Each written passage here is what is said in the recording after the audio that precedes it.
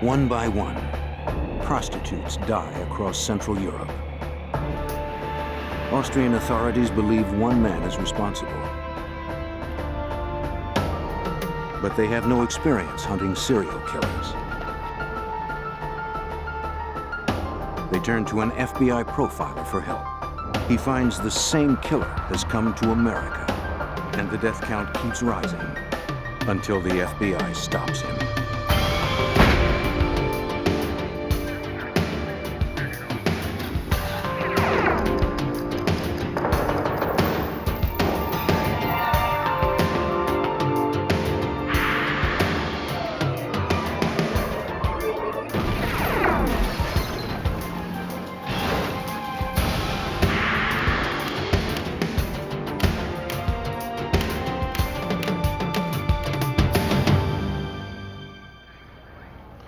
Beginning in 1990, Europe found itself in the clutches of a serial killer. He became an international outlaw, hopping from country to country to evade capture and to kill again. I'm Jim Kallstrom, former head of the FBI's New York office. Legal cooperation between countries and continents is not common, but neither are serial killers in Europe. Desperate to apprehend him, Austrian authorities called on the FBI for help.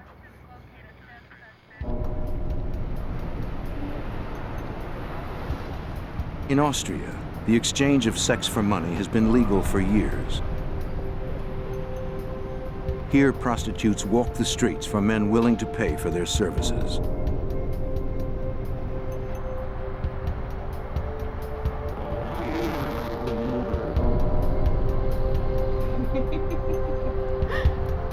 Throughout most of the 1980s, Heidemarie Hammerer worked in the city of Bregenz as a prostitute. A licensed professional for almost 10 years.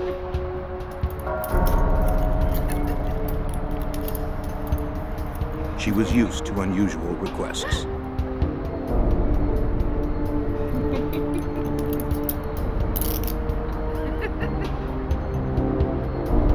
But on the night of December 5th, 1990, a customer went too far.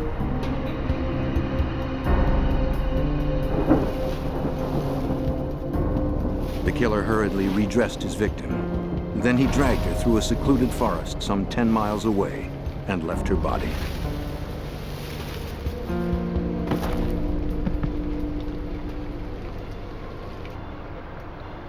The crime went undiscovered for 3 weeks.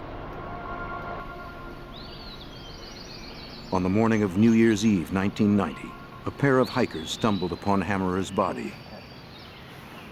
Though the body had been left exposed to the elements, the winter temperatures helped preserve the remains.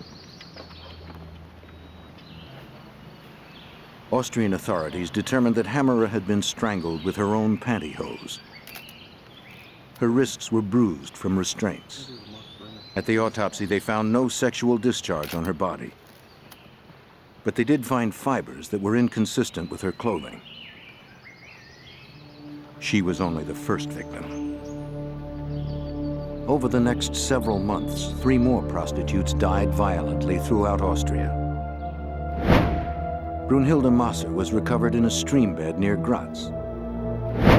Elfriede Schrempf, also from Graz, was found nearby in the woods. Near Vienna, Sylvia Zagler was discovered in a stand of trees. The women had all been bruised, strangled with their pantyhose, and left in various states of undress, lying face down in wooded areas. The Austrian public was shocked. On April 4th, 1991, the authorities gathered their most experienced investigators to focus on the slayings. Because of the similarities in the 4 cases, investigators reasoned that one person was responsible.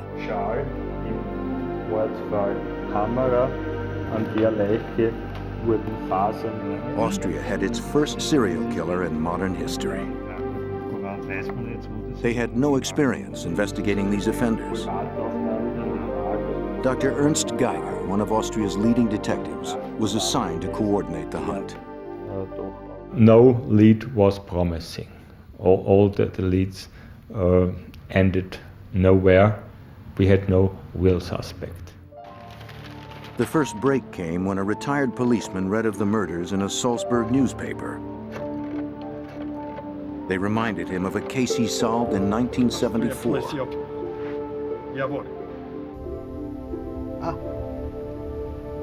Detective Geiger received a phone call from the retired officer. 15 years earlier, he told Geiger, a young woman had been strangled with one of her undergarments and dumped in the woods. Just like the present victims.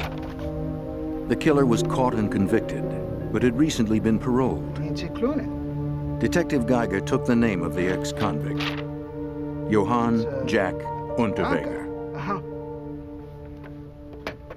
Jack Unterweger was paroled after 15 years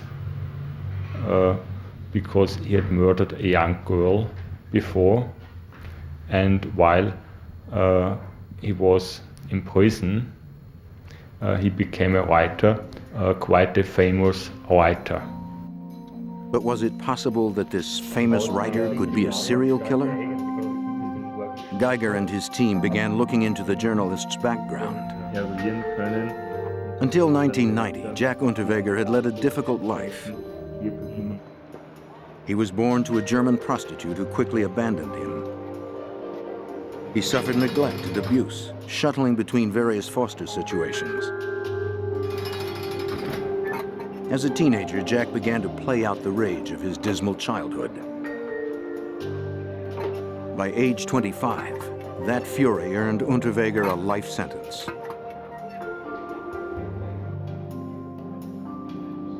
Unterweger continued his education and started writing while in prison.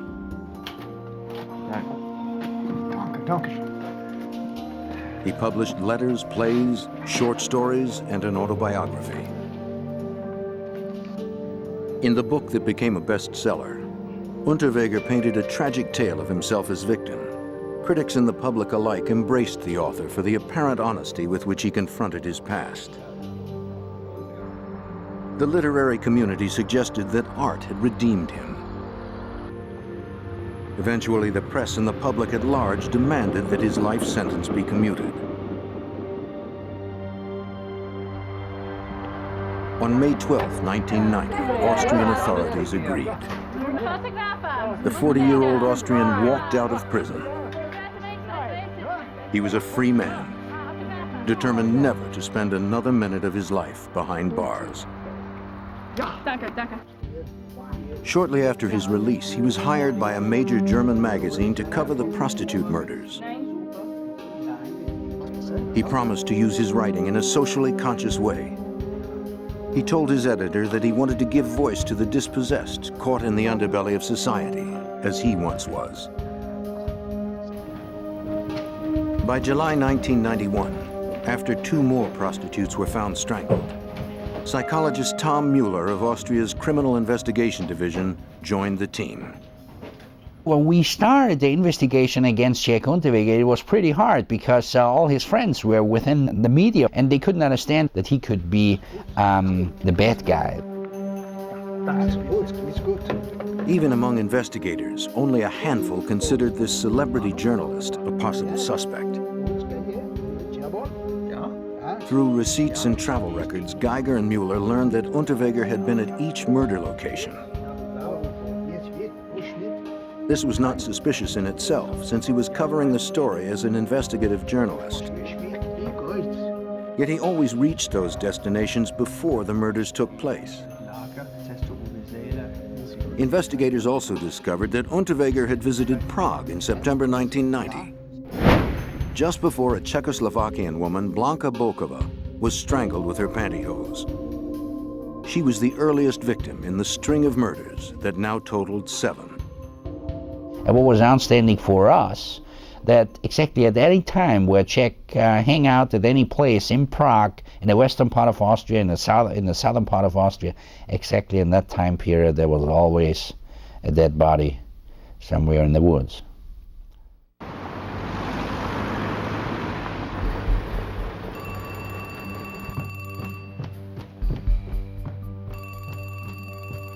In Austria, another woman, Regina Prem, had been missing for months and presumed dead. Her family waited desperately for news of her fate.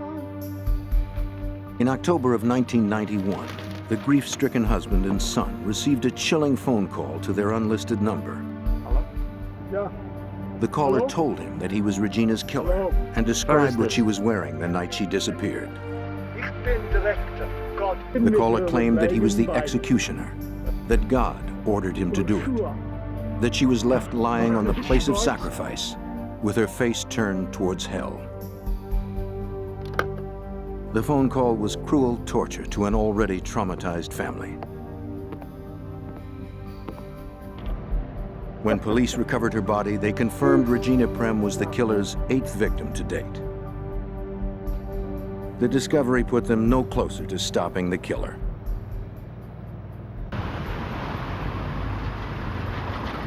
Vienna, October 22, 1991.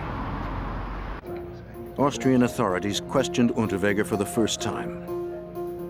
With no hard evidence to connect him to the crimes, they hoped for a confession. He admitted to consorting with prostitutes for his writing assignments and for sex. But he denied knowing the victims. Although his alibis were weak, investigators were forced to release him. Their evidence was merely circumstantial, and his public support was growing. But Mueller and Geiger still believed Unterweger was a strong suspect and continued digging into his past.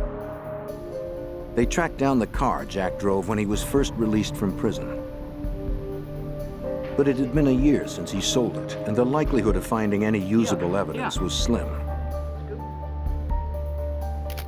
The team uncovered little, except a hair fragment. It's good. It's good.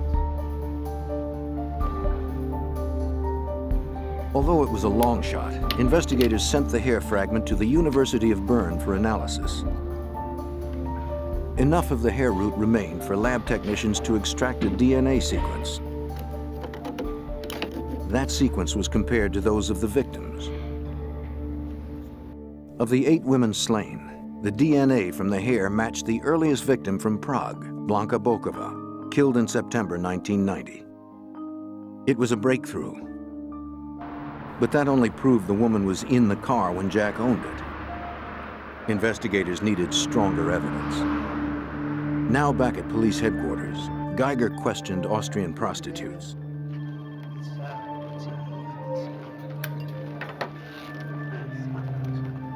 They recognized Unterweger as a regular customer who insisted they wear handcuffs during sex. More importantly, one recalled seeing him approach her friend, Heide Marie Hammerer, the first victim discovered in Bregenz. She also remembered he wore a brown leather jacket on that night. On the strength of this identification and the hair fragment found in his car, Geiger obtained a warrant to search Unterweger's apartment. Jack, Unterweger? Polizei!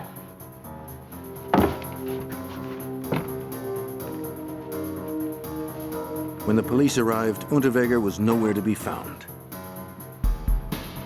They took away clothing, including a brown leather jacket for forensic examination.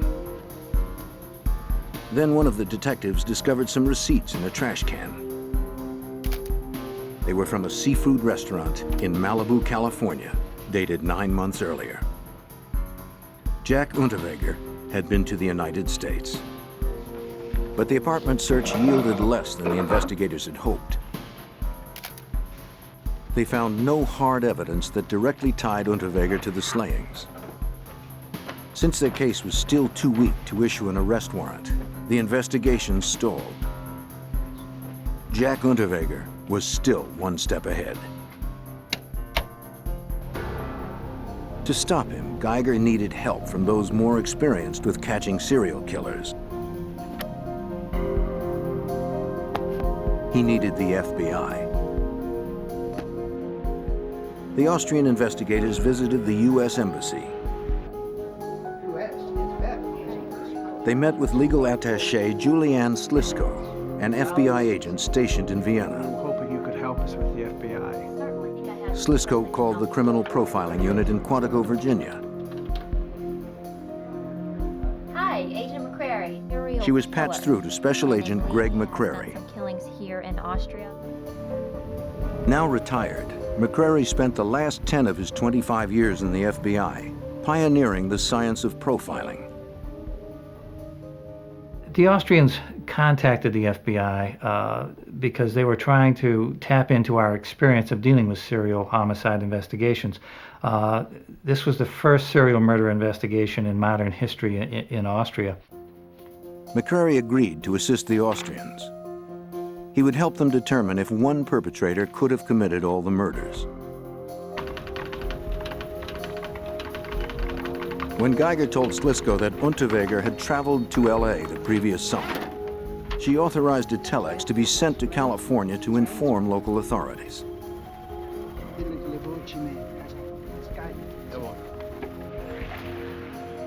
Over the next several days, Geiger and Mueller prepared for their trip to the FBI, packing crime scene reports, autopsy protocols, and photos.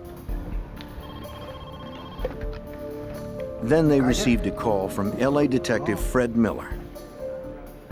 Miller had received their telex and said that California had suffered a similar pattern of killings during the prior summer. Now investigators turned their attention to LA, 6,000 miles away, in the hunt for the Austrian serial killer. By the fall of 1991, 8 women had been found dead in Central Europe. The prime suspect was Austrian celebrity writer Jack Unterweger. But little forensic evidence tied him to the crimes. And the public believed the police were pursuing an innocent man. An FBI telex from Vienna to California caught the attention of Los Angeles detective Fred Miller. He and his partner, Jim Harper, had been working for months on a series of unsolved murders. In style and pattern, the LA crimes resembled the ones that Unterweger was suspected of in Austria. This immediately lit the fires, and it was just unbelievable to go all these 8 months and without the suspect turning up or another murder. This was quite a boost to the investigation. The American and Austrian investigators compared notes. The cases were clearly similar. The victims were prostitutes.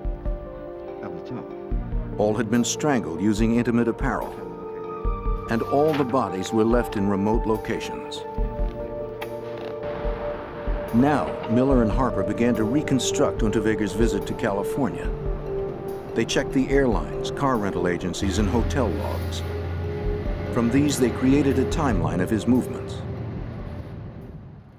We learned that he came to Los Angeles in June of '91 on vacation, right around June the 2nd or 3rd, and that he left around the 17th of July. In the summer of 1990, Unterweger visited LAPD headquarters.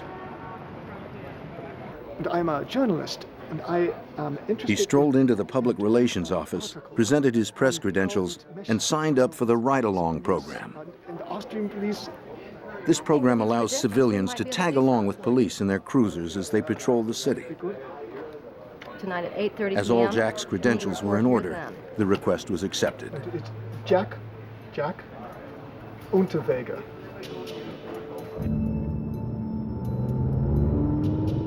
Unterweger claimed he was writing a German magazine story, contrasting American and European prostitution. He asked to be shown where the city's prostitutes hung out. The officers introduced him to the seedier areas of Los Angeles. Detective Jim Harper explains. I mean, if you come to a city as big as Los Angeles, you know, prostitutes don't hang out everywhere. You gotta know where they hang out. What better way to do that than get a ride along with the police department? Witnesses last saw 21-year-old Shannon Exley in the vicinity of 7th Street and Main Street. What's that you're saying? She had been working the streets since she'd run away from home at 16. Her life ended, on June 20th, 1991. Her nude body was found with her bra wrapped around her neck. Marks on her feet told investigators she had already been strangled when she was dragged some 50 feet to where she was found. The lacerations across her neck. Medical technicians were able to isolate DNA sequences from the semen of 7 men. But LA detectives had no suspects with whom they could compare the samples. 10 days later, investigators discovered a second prostitute, Irene Rodriguez. She was found behind a tractor trailer, only a mile and a half from where Exley's body had been dumped. Both women had been strangled with their bras, and both were last seen in the vicinity of 7th and Main Street. The detectives discovered that Unterweger was living nearby. We learned that he stayed at the Cecil Hotel, which is located at 643 South Main, which is right on the corner of 7th and Main Street, and that's the location where, close proximity where both our victims were last seen. A third victim, Sherry Long, was found near Malibu less than 2 weeks later. Once again, Unterweger was staying at a hotel in the vicinity Long was last seen. Around her neck, her bra was tied tightly. Detective Jim Harper remembers the unique method of strangulation. The way the bras were tied around their neck was nothing that I had seen before. It looked to me it took a lot of intricate time to really take time with the victim and put it around their necks and tie it. Los Angeles criminalist Lynn Harold compared the knots to see if there was a pattern in the way each had been made and tied. In order for the knots to be made, the wearing apparel had to be dismantled in some form.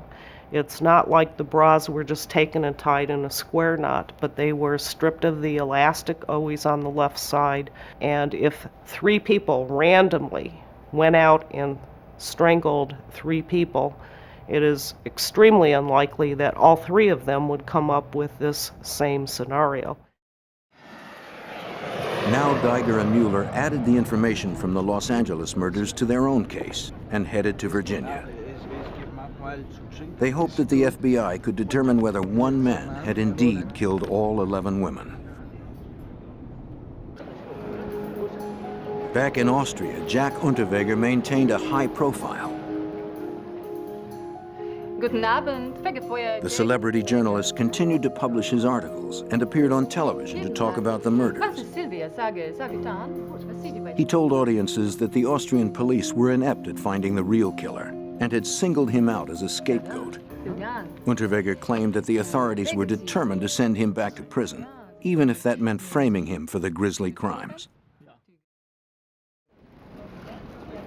Unterweger remained popular with the public at large and in the nightclubs where he was a regular.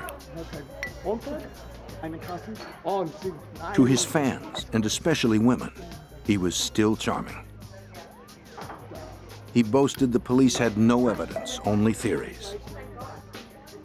And they would never be able to send him back to prison. In August 1992, Austrian detectives arrived at Quantico, Virginia. They needed an experienced FBI profiler to help them capture the serial killer that had left 11 women dead in Central Europe and California. The Austrians came with 12 boxes of evidence.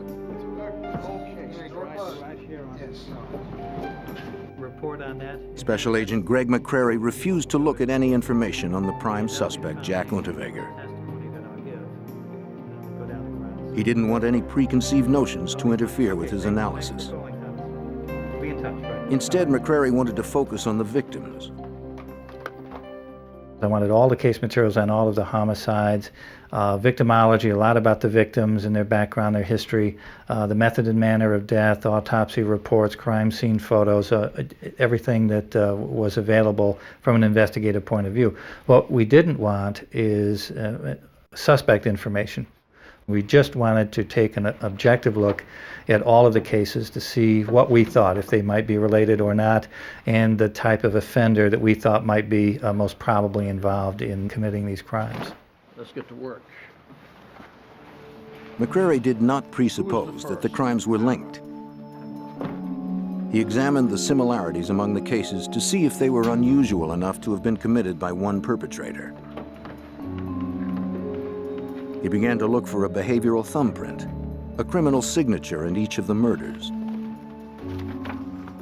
A signature crime analysis is an assessment of the behavioral aspects of the crime, which can in some cases be a single event, but more often it's a constellation of behaviors that are consistent from crime to crime to crime. And this allows us to link crimes together behaviorally based on the behavior of the offender. Could you push this one back? Yes. McCrary looked for patterns. He examined everything known about the 11 women. How similar were their lifestyles? Almost all the women were prostitutes, except for the first woman slain in Prague. Mr. McCrary, this is a map of Vienna. A companion last saw Blanka Bokova on September 14, 1990, leaving a bar in Prague, Czechoslovakia.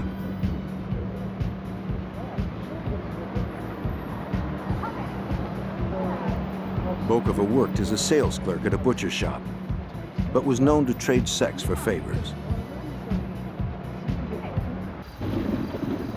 Her body was left on the bank of the Vlatva River in a stretch of woods near Bokova's home. The killer had strangled her with her own nylon stockings. He left her naked, covered with sticks and twigs. He threw her clothes and identification in the river. The first victim Austrian police found had been a registered prostitute for 10 years, Heide Marie Hammerer. In the early part of her career, she had suffered several violent attacks from customers, so she was known to be cautious. Hammerer was last seen outside a parking garage on December 5, 1990.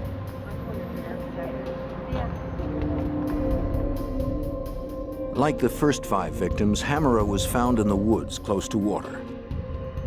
They all had restraint bruises on their arms and wrists. And autopsies found no semen on any of the European victims. To the profiler, this suggested that the killer struck out of impotence. He was terribly insecure about his masculinity. When he could not perform after being sexually stimulated, the killer lashed out in anger. He strangled the women he blamed for shaming him. Then he left their bodies in humiliating positions.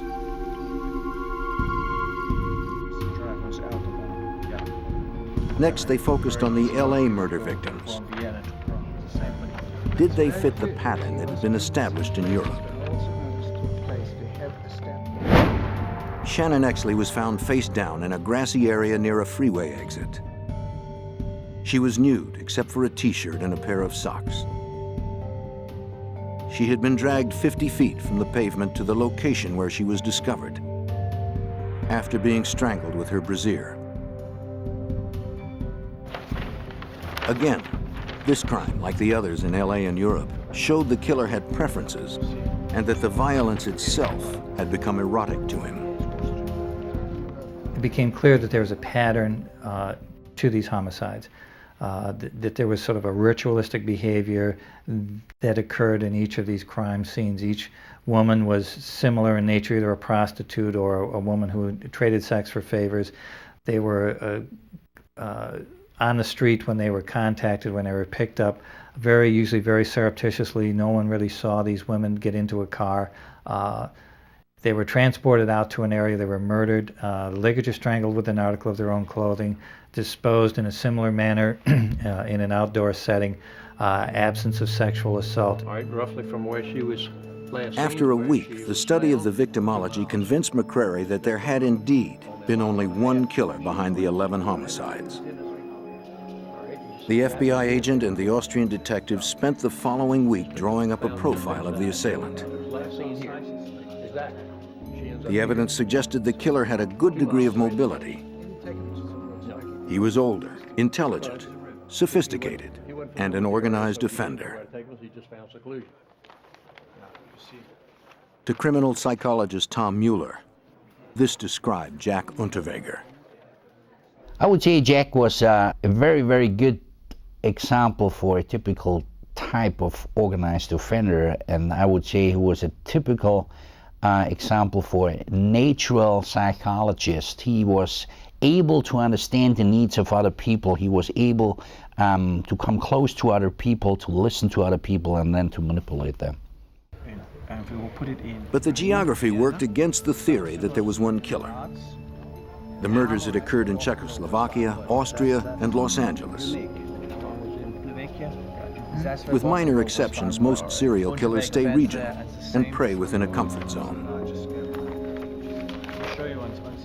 But enough time had elapsed between the slayings to permit one culprit to move around. Now the profiler compared Unterweger's travels to the chronology of the murders. And when I overlaid Jack Unterweger's timeline on the timeline of the crimes, they fit perfectly. And that was really a dawning moment, the aha moment, the moment that's really exciting in analysis like this, because now you have a suspect whose movements correlate perfectly with each of the homicides, as well as his prior homicide that he had been convicted for, bearing a lot of similarities to these homicides. We can put him in each place at each time these crimes occurred. And either Jack Unterweger was the unluckiest man in the world to have been there, or he was an excellent suspect. In Austria, Unterweger continued to enjoy his freedom and notoriety. Some women still found him appealing, even though the former convict was a prime murder suspect. This perplexed Detective Fred Miller. One of the interesting facets of Jack Unterweger was that he could carry on a normal relationship with a female and still be this cruel and murder other females. High school student Bianca Mrak was one of those that fell under his charm.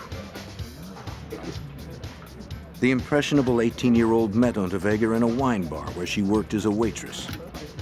She was flattered by the attention from the celebrity writer. He told her he was tiring of all the publicity in Austria and might leave the country, maybe to Switzerland. She agreed to go with him wherever he went.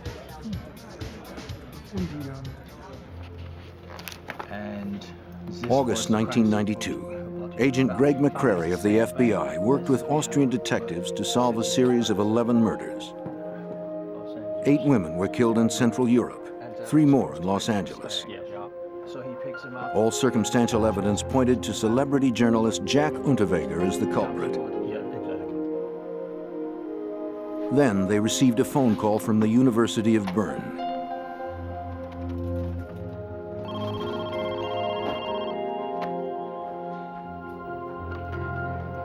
Austrian lab technicians had completed the fiber analysis of clothing confiscated from Unterweger's apartment weeks before. The inspection had yielded results. Fibers from the lining of the brown leather jacket matched those on the body of Heide Marie Hammerer, the first prostitute found. It was hard forensic evidence that tied Unterweger to one of the victims.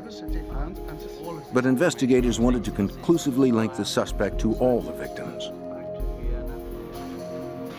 The FBI had another tool that could do just that, VICAP, the Violent Criminal Apprehension Program. The computer database holds the details of 10,000 solved and unsolved U.S. homicides. A programmer inputted the particulars of the European and Los Angeles cases. Details of the victims, their manner of death, locations where they disappeared, and where they were found were all fed into the computer. McCrary ordered an extensive breakdown, a multi-dimensional search with 15 cross-criteria that could show if the crimes were connected. 48 hours later, the detectives were called back to the VICAP room to hear the answer. The results were stunning. The computer statistically linked all 11 slayings.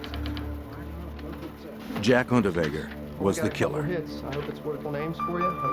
FBI had given the Austrians solid proof for their case. But Unterweger was still at large. The Austrian detectives immediately returned to Vienna. Armed with the FBI profile, authorities issued an arrest warrant for Johann Jack Unterweger. Again, the police descended upon the writer's residence.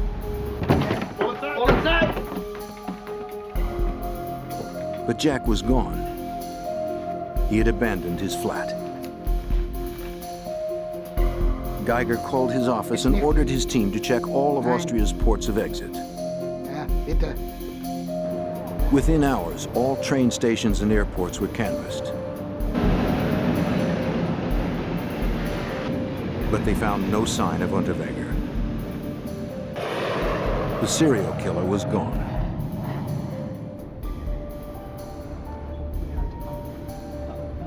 Unterweger had already fled with Bianca Marak beyond the reach of Austrian authorities. Jack Unterweger is a very good representative of an intelligent psychopath. He became an award-winning author and playwright, but psychopaths are very, very manipulative, and they have a supreme ability to con other people. Hello? Hello? Yeah. Yeah, ich bin here. On a stop in Paris, Jack called into television shows and protested his innocence. He said his flight was not an admission of guilt, but an attempt to evade a frame-up by the police. He promised to return to Austria and answer all questions if the arrest warrant was withdrawn.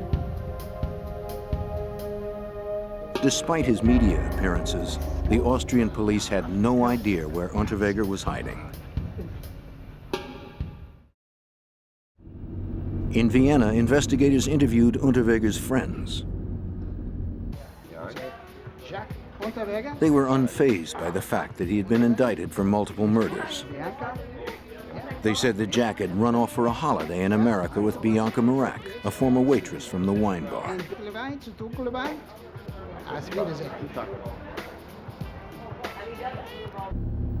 Bianca was known to live with her mother, so Geiger paid a visit to Mrs. Marak. She acknowledged that she had been in contact with the fugitive couple, sending them money via wire transfers. They were in New York and heading down to Florida. Geiger told her to contact him if her daughter called again. Mrs. Marak agreed. Just days later, she got a call from Miami. Her daughter needed more money. Mrs. Marak promptly informed the Austrian police. U.S. Marshals were waiting at the Western Union. The Marshals ID'd the couple as they drove up.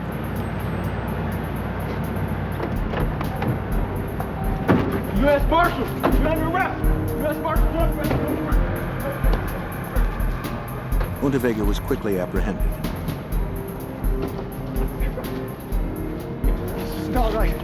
He was jailed in Miami to await extradition. Both the nation of Austria and the state of California wanted to prosecute him. LAPD Detective Fred Miller began conferring with his Austrian counterparts. After Jack's arrest in Miami, we dealt almost on a daily schedule with the Austrian authorities, trying to put the information they had on their murders together with the information on the California murders. The Austrian authorities made trips to Los Angeles. They provided us with whatever materials we needed, photographs of the crime scenes, information on their victims, information on Jack.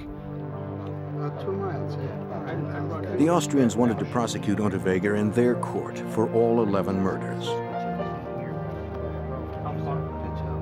But they knew that would be difficult. The Austrian public perceived Jack as a celebrity. Detectives would have to convince them that Jack's private evil side was the reality. Special Agent Greg McCrary explains. What's interesting with Jack, if you look at different pictures from different parts of his life, many times he's nattily attired with a bow tie and has this almost young, innocent-looking face.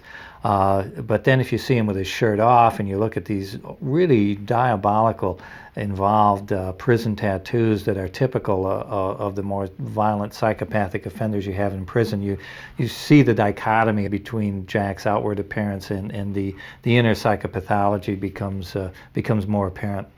I've always tried to get to The LAPD detectives obtained a search warrant for tissue samples from the prisoner. In Miami, a technician drew blood, took hair samples and swabs of saliva for DNA testing.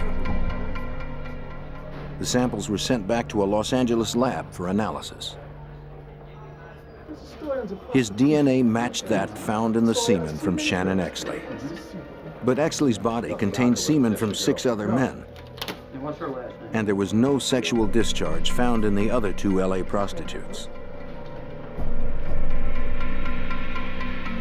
Jack Unterweger worried that he would be transferred to California, where a death penalty was possible. He did not want to die in the gas chamber. But if he went back to Austria, he could be tried for the crimes on both continents. Criminal psychologist Tom Mueller explains. If an Austrian citizen is committing a crime wherever in the world, the Austrian law is responsible for that guy. So the American authorities gave the clearance to bring Mr. Unterweger here back to Austria. But Unterweger could delay this by fighting extradition. How are we going to Austria? You know, Jack. LA detectives pressured him. They assured Unterweger that he would be found guilty in California and reminded him of the state's death penalty. Fearing the gas chamber, he agreed to deportation. You'll sign the extradition. Despite the evidence, he still enjoyed popular support at home. Let's go. And Unterweger believed he could persuade a jury that the authorities were wrong. But the Austrians were betting on the FBI profile. When Jack Unterweger returned to his native Austria, he faced 11 counts of murder. 7 women were killed on Austrian soil, but the laws of the Central European country allow its citizens to be tried for crimes committed anywhere in the world. The murder indictment had done little to diminish the writer's support in the media. As he sat in jail awaiting trial, Jack continued to lobby the press that the police had framed him. His case saturated the news. In this highly charged environment, Austrian prosecutors prepared for trial. If they wanted to win, they had to present an airtight case. LAPD detective Jim Harper journeyed to Vienna for the trial. The OJ case here in LA is the only thing I can kind of equate it to. It was that big over there. It was all over the newspapers, headlines. I mean, and when we came into this town to testify, it was a big deal. We were all over the front page of the paper, the whole deal. The trial was held before a 3-judge tribunal. The prosecution argued their case with minimal physical evidence. They were counting on Agent McCrary's behavioral profile. Could you say why there's so many different places? So it became increasingly important to link these crimes together behaviorally. That really was the only way that Jack could be linked to this entire series of crimes. So that became the critical component in the prosecution of Jack, and where we were most able to assist the Austrian authorities. Take them to a different spot. McCrary related to the judges what he had deducted at Quantico.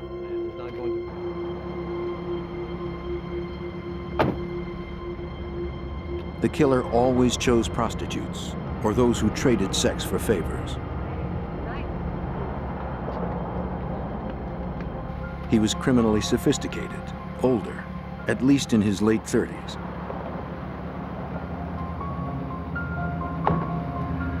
He wasn't panicky nor disorganized. He possessed inner rage, but it was very controlled. The victims had bruises on their wrists as if they had been restrained with handcuffs. McCrary was convinced Unterweger would ask the prostitutes to wear them to fulfill his sexual fantasy. But it was about control. The killer wanted their hands secured to prevent them from resisting. The bodies were found McCrary's testimony linked the victims together. to where they were laid. Across 2 continents, the trail of deaths followed Jack Unterweger. Where he went, women died. While he visited Los Angeles, 3 prostitutes were murdered, and their slayings mimicked those in Europe. Shannon Exley and the other 2 American women were strangled to death. The offender used their brassieres as ligatures. And Unterweger tied the knots on the ligatures in exactly the same way as he had on the ones in Europe. McCrary pointed out that the probability was infinitesimal that more than one killer committed the crimes. What are the chances that more than one offender would be not only choosing to ligature strangle a victim with an article of her own clothing, but he would tie the knots in exactly the same way? Very, very remote chance that we've had different offenders committing the crime in that manner. But the defense argued there was a difference. The victims in Los Angeles had been strangled with their brassieres, and women in Europe had been strangled with their pantyhose. But McCrary countered that European prostitutes do not wear brassieres. What mattered to the killer was that he used an intimate article of the victim's clothing. The prostitute, I'm sure that he was much more hurried. LA criminalist Lynn Harold was asked to compare the knots from the pantyhose to those from the bras. In the case of the pantyhose, you had one leg. The second leg was double backed on itself and used as the third segment for the weaving or braiding, in a manner extremely similar to one of the bra cases where the 2 pieces of elastic formed 2 segments and the left strap was pulled through as the third braid. In all, the trial lasted 2.5 months.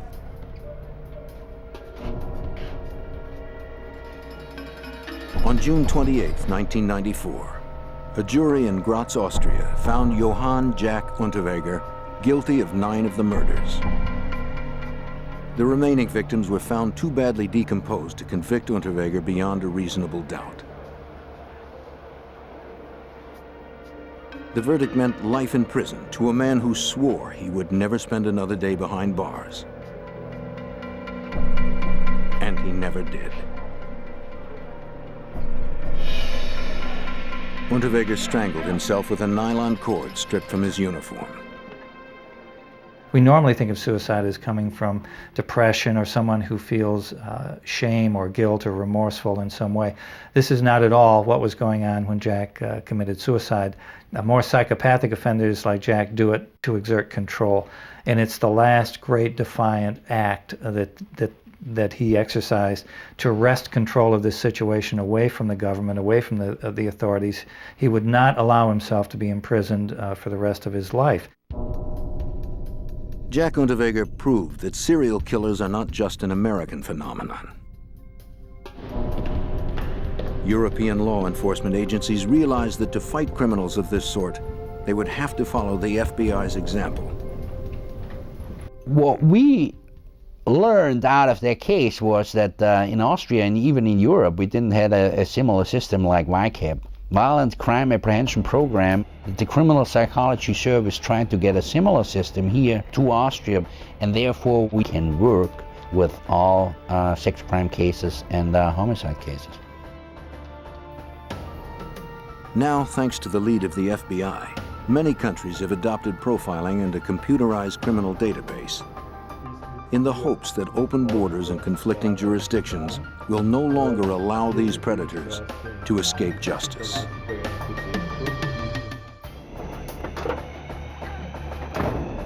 In the fall of 1995, a serial killer was on the loose.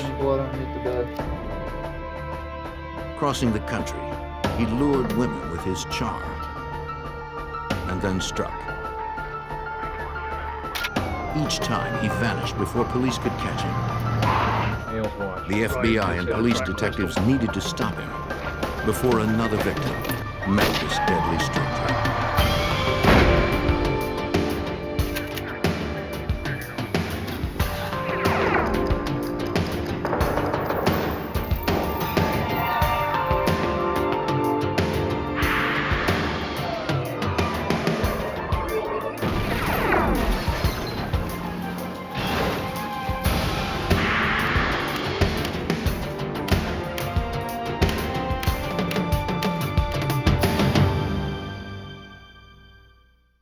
The body of a young woman found burned in a truck launched a manhunt to find her killer. When more bodies began to turn up across the country, the FBI believed the cases were linked. Investigators had a suspect. They just couldn't find him. I'm Jim Kallstrom, former head of the FBI's New York office. Agents would enlist the help of local law enforcement and even long-haul truckers to stop a cross-country killer.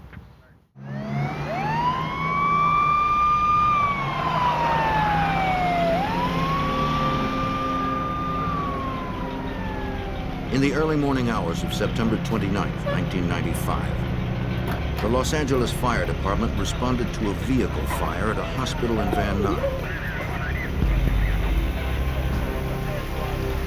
They found a pickup truck burning in the parking lot.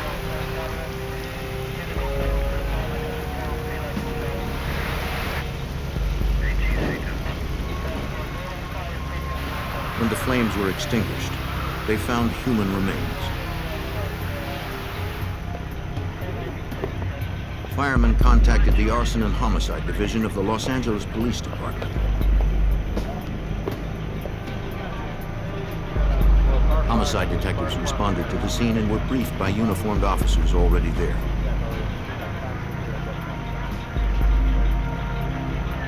They questioned a witness, a nurse who had seen the fire start. She said she had arrived for work before dawn for the early morning shift. In the parking lot, she saw the truck go ablaze. She saw the outline of a figure with long hair run from the truck as the flames erupted. She never saw a face.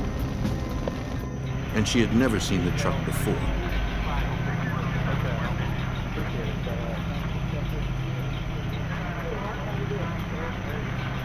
Investigators inspected the vehicle. The pattern of fire damage indicated it had begun in the cab and had burned very quickly. Investigators believed it had been intentionally set. An accelerant had been used, probably gasoline. The body inside appeared to be a female, but it was burned beyond recognition. Some items survived the fire, including a backpack, a camera, and a roll of undeveloped film. Technicians recovered several documents that bore the name Sandra Gallagher.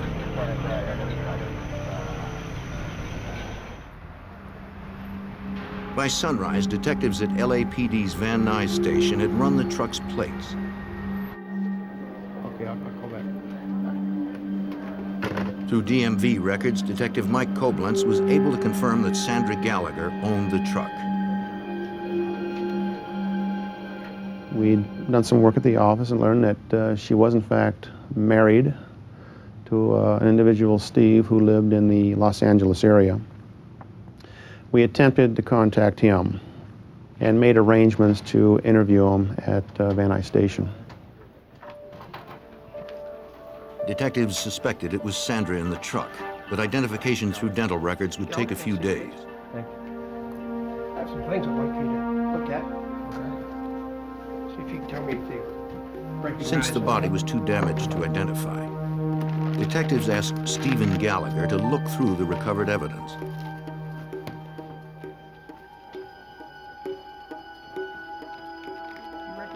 He said the backpack, camera, and other items were Sandra's.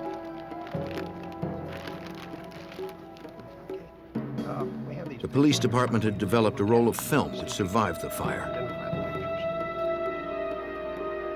wife and somebody. Stephen identified his wife in the pictures. Most married homicide victims are killed by their husbands. We were having a few problems. But Detectives asked Stephen about his relationship with Sandra. There's a lot of domestic violence, spousal abuse that goes on, so it's just a direction to go to initially. In our case, as it related to Sandra Gallagher, once again, we wanted to eliminate the husband as a suspect and determine a little bit more about our victim, Sandra. Stephen said he had seen his wife on September 28th, the day before the truck fire. Exciting's been happening. What about you? 60 hours. That day, the couple had met for lunch. My brother may be getting a promotion. He and Sandra were experiencing marital problems, and they had spent the last couple of nights apart. He should know, I would say, week after next. They had talked about reconciling. Who was that guy I saw at the bar with the other night? The big guy in the leather jacket? But things were still strained between them. That's none of your business, okay? Stephen told detectives he last saw Sandra around 2 p.m., though he heard from his wife later that evening. We split apart for a bit. Still trying to work things. He said Sandra called him from a local bar called McRed's. I know. She was very excited and told him she had won $1,200 in the lottery. I was over my brother's. Since that call, Stephen hadn't heard from his wife and had no idea where she had gone. There were a few other people. Detectives had to corroborate his story. Once he mentioned the bar McRed's, that was our direction. We wanted to get in there, find out who was the bartender, who the owner was, who was there that particular evening, and who could identify some photos of Sandra that we'd gathered from the truck. LAPD detectives visited the bar.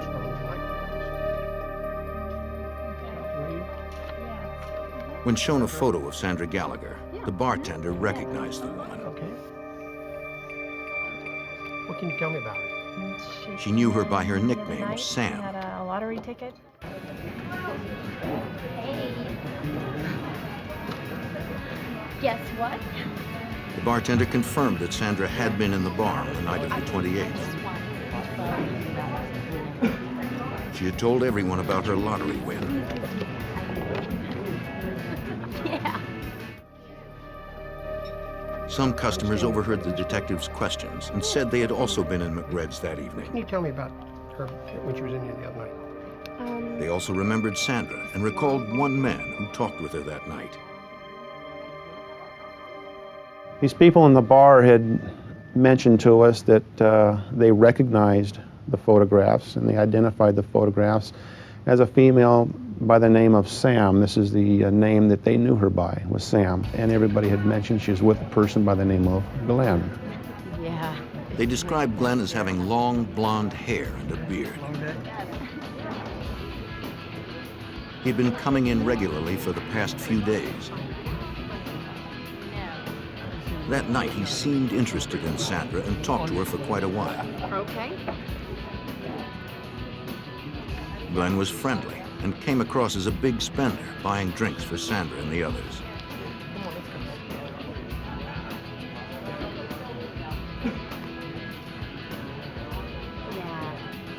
When the bar closed, Glenn had asked Sandra for a ride home. That's a big hint. I think we gotta get out of here. He said he lived nearby. She agreed to drop him off, and they left together. The customers hadn't seen Glenn since that night. Yeah, she took him home. Do you know where he lives? It was about 5 minutes. They believed Glenn's last name was Rogers, but they weren't sure. Their description of him matched the one of the man seen fleeing the burning truck. If you think of anything else, please call me. Detective Koblenz would check the lead. For your help. Thank you. Through department sources, we were able to identify Glenn Rogers as a resident in the Van Nuys area. And we were able to obtain photographs of Mr. Rogers. These photographs in the next day or two were shown to various witnesses at the bar in the form of a photo lineup And Mr. Rogers was identified in this photo lineup as the person being at McRed's with Sandra Gallagher. Detectives secured a search warrant for Rogers' apartment. It was only a few minutes away from where the truck had been burned. LAPD, search warrant. They didn't know if Rogers was inside, perhaps with a weapon. Uniformed officers entered first to clear the apartment. Rogers wasn't there.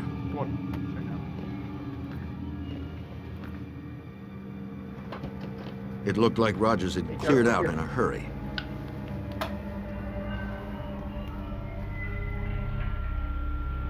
Detectives recovered a purse and a woman's wallet.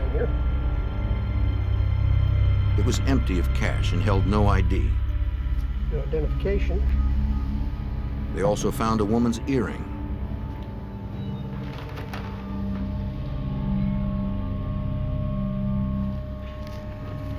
The earring became significant in that her husband, Steve Gallagher, identified that earring as one that he had purchased as a pair for his wife a couple months earlier.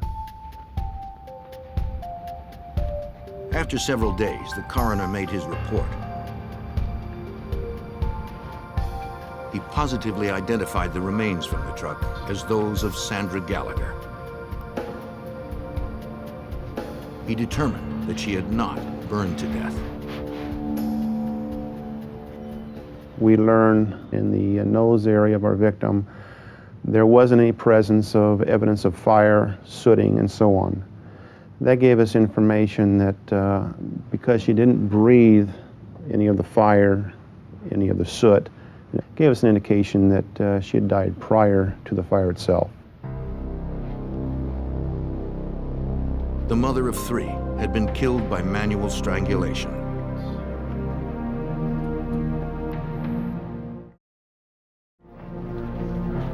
Los Angeles detectives charged Glenn Rogers with Sandra Gallagher's murder and issued a warrant for his arrest. They entered Rogers' name and description into the NCIC, the National Crime Information Center, a database that links over 57,000 law enforcement agencies nationwide. That informs other agencies around the United States that Glenn Rogers, in this case, is in fact wanted in Los Angeles for murder. It would list the agency, Los Angeles Police Department, Van Nuys area, with my name and my phone number. If they have any contact with Glenn Rogers and happen to run him, this warrant would show up in their jurisdiction and he'd be taken into custody. Detectives sought out anyone who knew Glenn Rogers. They learned he frequented local bars and worked odd jobs, mostly in construction.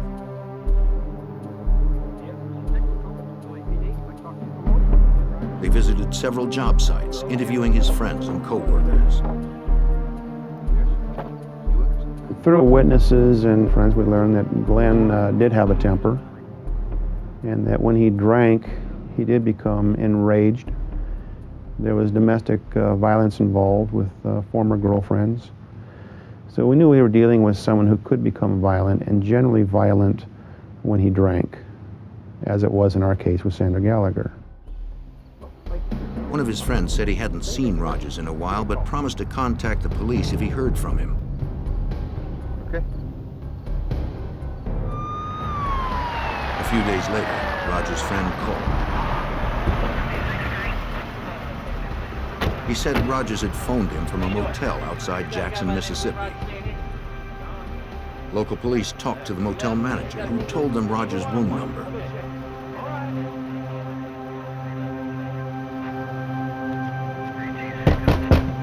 Police, open up!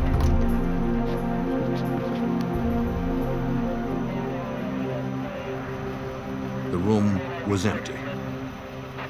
The murder suspect was on the run. In the fall of 1995, the search continued for Glenn Rogers. Police believed he fled California after killing a woman there on September 28th. A tip led to a Mississippi motel. but Rogers had disappeared before police arrived. No, he's not here. Police issued an APB locally. They hoped someone would spot the suspected killer before he left the area. Days later, on November 3rd, 1995, Jackson, Mississippi detectives responded to a murder. Family members had found Linda Price dead in her bathtub. The 34-year-old single mother had been stabbed repeatedly and her throat had been slashed. Investigators searched the apartment for evidence.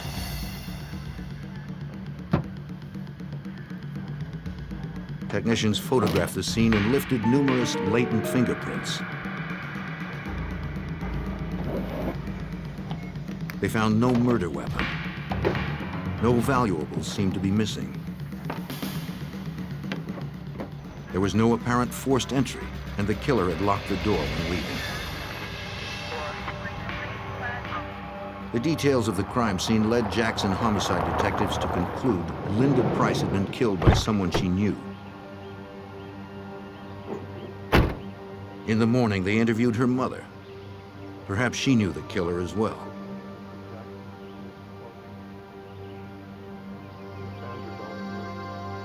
She said her daughter had a new boyfriend. His name was Glenn Rogers.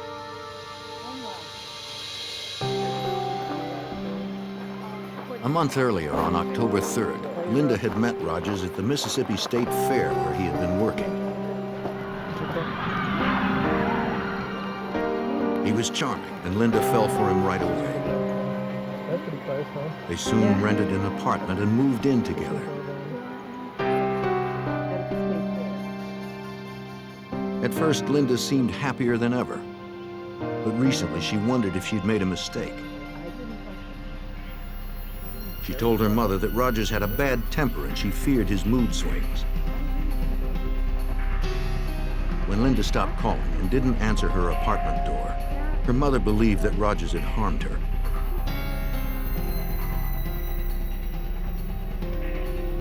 Again, Rogers was nowhere to be found. Jackson detectives believed he had left the area.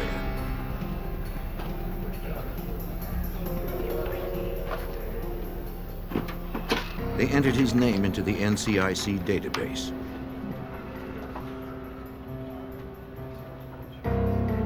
Learning Rogers was wanted for murder in California, they contacted Detective Mike Koblenz in Los Angeles. Jackson, Mississippi at that time contacted me, informed me of a murder they had, and they wanted more information on Glenn Rogers as he was a possible perpetrator in that case. The murders followed a pattern. The victims in California and Mississippi had both been charmed by Rogers. They had been isolated from others, then brutally killed just before Rogers fled the area. The investigators believed that Rogers was on a rampage that probably would not stop until he was found. In our minds, we knew that we had a major problem going on here. We felt if he wasn't apprehended, that there could very well be more victims. Jackson police asked the public to call if anyone saw Rogers in the area. Witnesses reported sightings, but Rogers stayed one step ahead of authorities. The detectives contacted the FBI field office in Jackson. Hey, got three other pictures from the crime scene. I think you're gonna find. They believed Rogers had left the state like he did after the California killing. Agents filed a federal warrant for unlawful flight to avoid prosecution. Perhaps federal resources could help stop the killer. FBI Special Agent John Huber helped coordinate the multi-state investigation. This case was very high speed, very fast. The murder he committed in Jackson was on November 3rd, it was Linda Price. Subsequent to that, he committed another murder on November 6th. On that date, police in Tampa, Florida responded to a murder scene at a local motel room that had been rented by Glenn Rogers.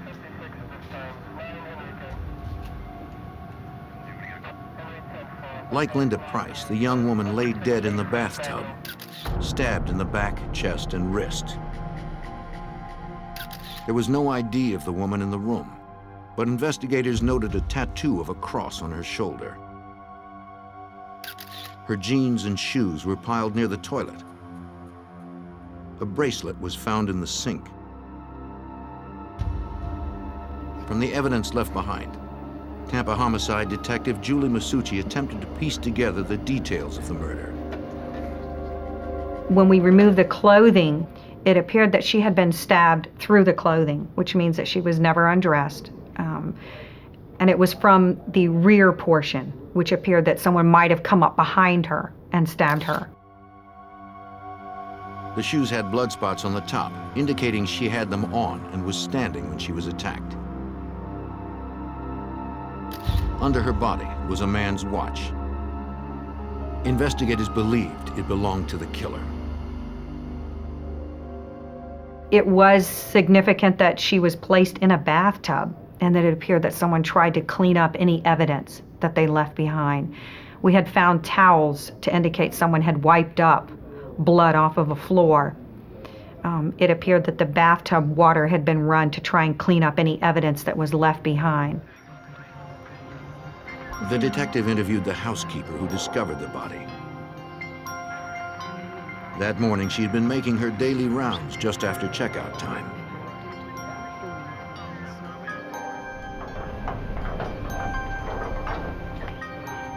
Outside room 119, she spotted a handwritten "Do Not Disturb" sign. Housekeeping! She said she didn't clean the room the day before because she saw the sign and wanted to respect the privacy of the people staying there. On this day, the occupants were scheduled to have checked out.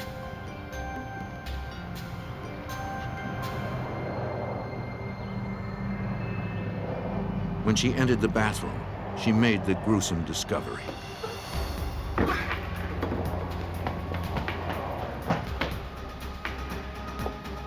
Detectives asked the motel manager if she knew about the people staying in room 119.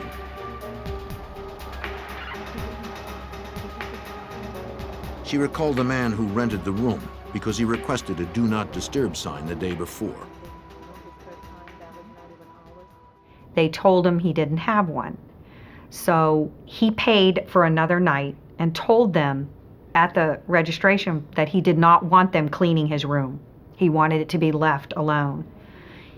Apparently he went back to the room and tore off a piece of a phone book and made his own "Do Not Disturb" sign, and he hung it on the door. The motel manager remembered the same man packing up a small white car that evening. He had paid for another night, so she didn't think he was leaving. She warned him about recent break-ins at the motel and told him not to leave anything in the car overnight. Thanks. Good, I'll go.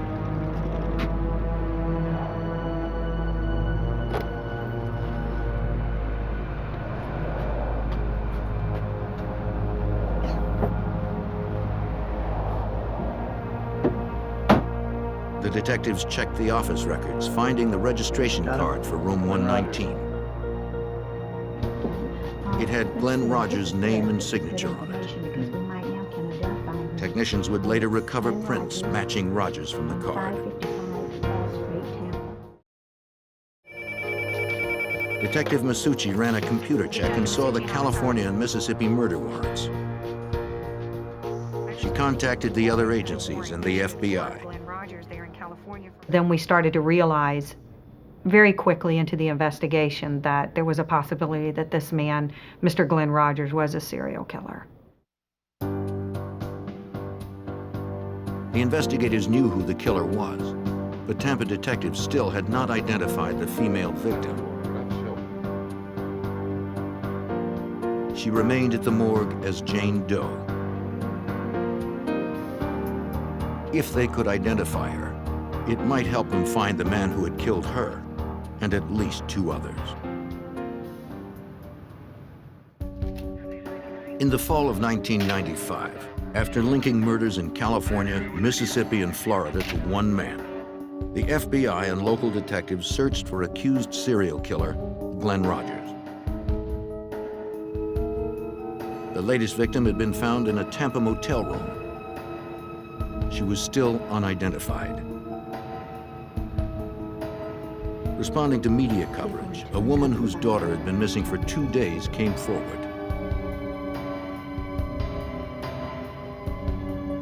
She positively identified the body of her daughter, Tina Marie Cribbs. Tina had 2 children of her own. Tina's mother told Detective Julie Masucci about her daughter's last day. We learned that Tina had worked and that she went to the Showtime bar, which is in Gibsonton, and she met some friends there. She was supposed to meet her mother there. Apparently it's like a family bar where a lot of people go and there's televisions in there and they just go and gather and talk. Detectives visited the Showtime bar. The bartender said she knew Tina and her mother. She confirmed that Tina had been in the bar on November 5th. The bartender also remembered that a man named Glenn was there the same night. How you nice ladies doing? He talked with Tina and the Let me others. do it for you, let the good times roll. So you want bartender? He bought a round of drinks with a $100 bill. The bartender said the man was very friendly and won Tina over quickly. She started talking to a gentleman that was... Eventually, he asked Tina for a ride home. He said his motel room was close and promised Tina would be back in time to meet her mother. Everything's taken care of, right? All right, very good, thanks. Tina finally agreed and told the others she'd be right back.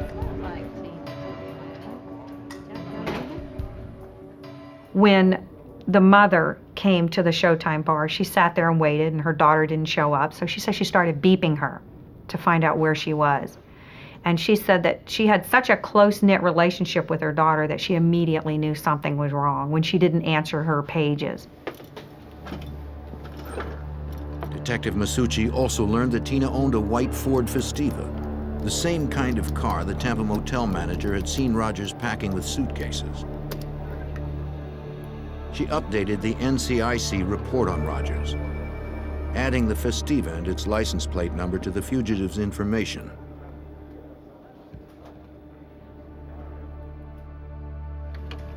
FBI Special Agent John Huber was surprised that Rogers wasn't trying to conceal himself.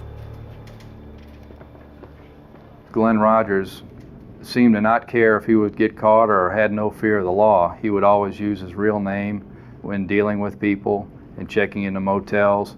He would drive cars that weren't stolen, either belonged to the victim, which he could easily be linked to, or his own vehicle.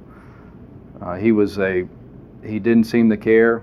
If people knew what was happening, he wasn't trying to hide. The search for the serial killer hit the news. TV stations across the Southeast broadcast pictures of Rogers, asking anyone spotting him to call authorities.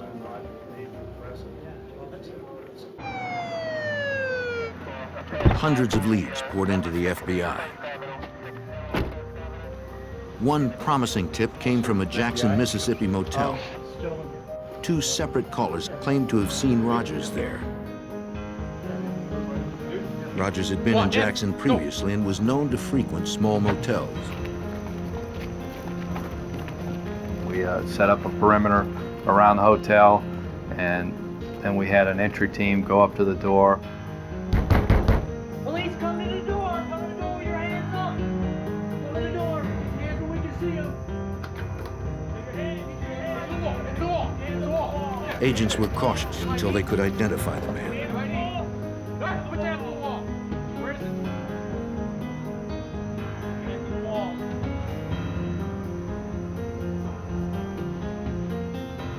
We identified the person that resembled Rogers and determined that it was not him. We then later searched the entire hotel and began searching the hotels in the immediate vicinity but didn't find him.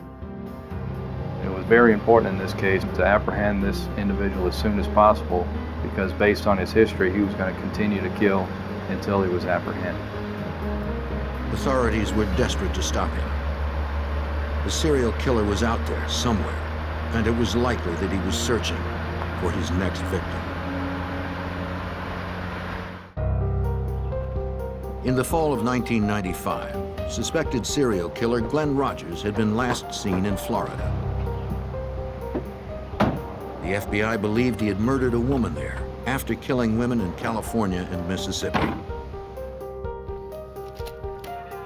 The FBI soon learned that Louisiana had been his next stop. On November 10, 1995, Andy Sutton, a mother of 4, was found murdered in her Bossier City, Louisiana apartment. Bruises on her legs. Like 2 others, she had multiple stab wounds to her upper body and back. The Bossier City detective questioned the victim's roommate and former boyfriend. 9 o'clock. Was anyone present? Andy's roommate was a waitress and had worked late the night before Andy was killed. Went in together.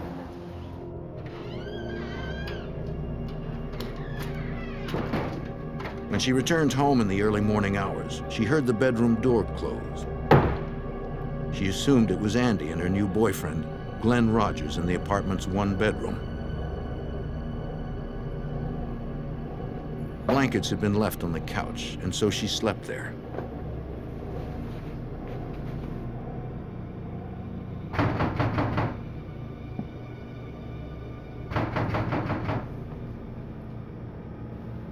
After daybreak, she was awakened by someone at the apartment door.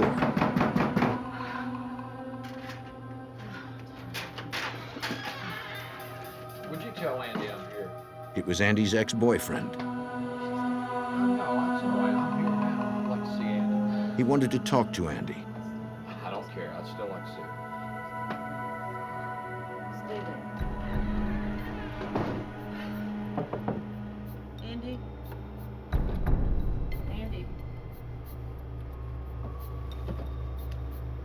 In the room, she found Andy's body under the sheet. She told detectives Andy had met Glenn Rogers in a bar. They had been dating for only a few days. Neighbors had seen Rogers leave in a white Festiva. Bossier City detectives ran Rogers' name through the NCIC and saw the 3 other murder warrants.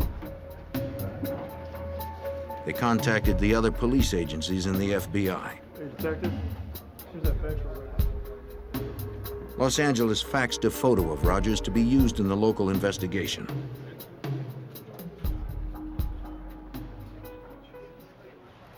Louisiana television stations picked up the story.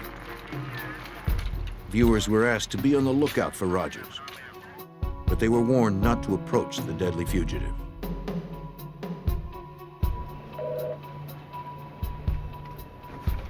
Special Agent John Huber and the other investigators were frustrated. Yeah, you know it.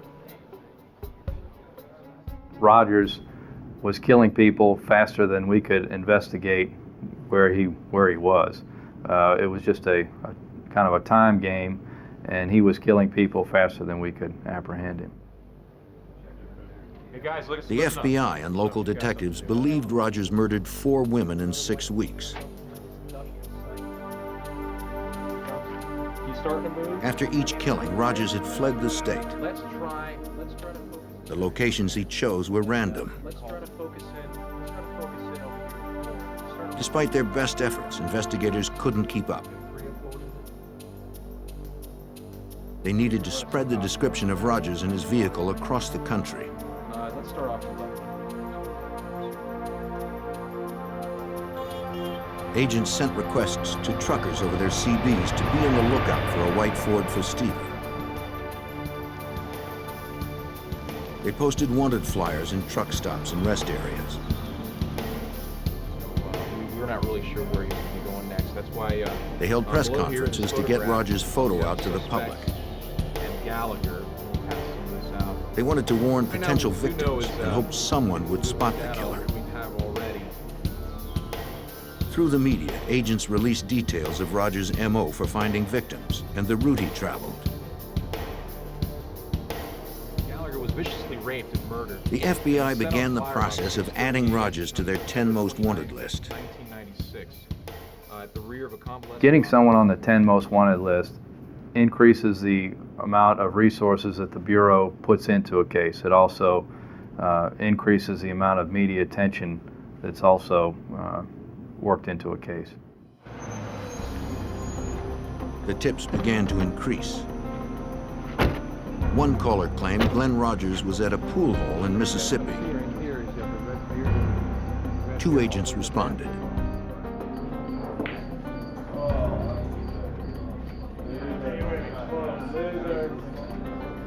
One of the pitfalls of an intense media campaign are the many false sightings that well-intentioned citizens call in. Well, gentlemen, this is Agent Huber. The man in the bar was obviously not Rogers. What's going on here? Any ID?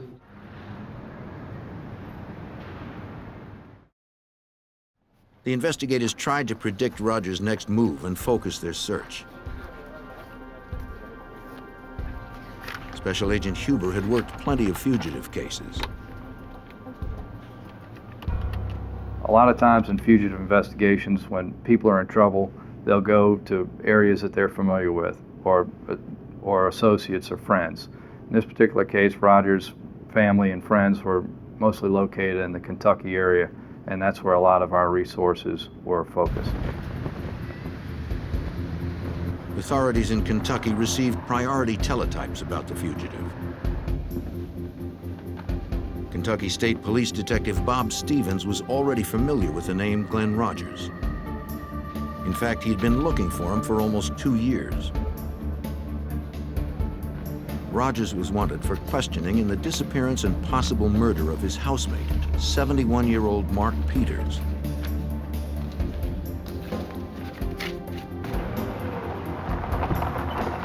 Almost 2 years before Glenn Rogers' cross-country crime spree began, his brother had called the Kentucky State Police. Yeah, I'm glad you're here. The body had been found inside his family's cabin.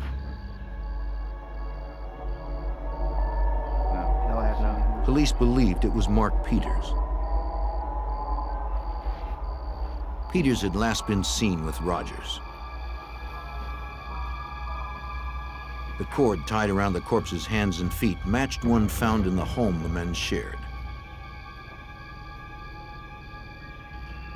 Authorities could not determine the cause of death, and they couldn't find Rogers. 1029 on it, please. The case is still ongoing and still pending. We had one suspect, which was Glenn Rogers. We weren't able to track Rogers real well due to the fact that he traveled by Greyhound bus, by tractor trailer, cars. It was hard for us to track him. So we had a hard time trying to know where his next step was. Still, the investigative focus in Kentucky paid off.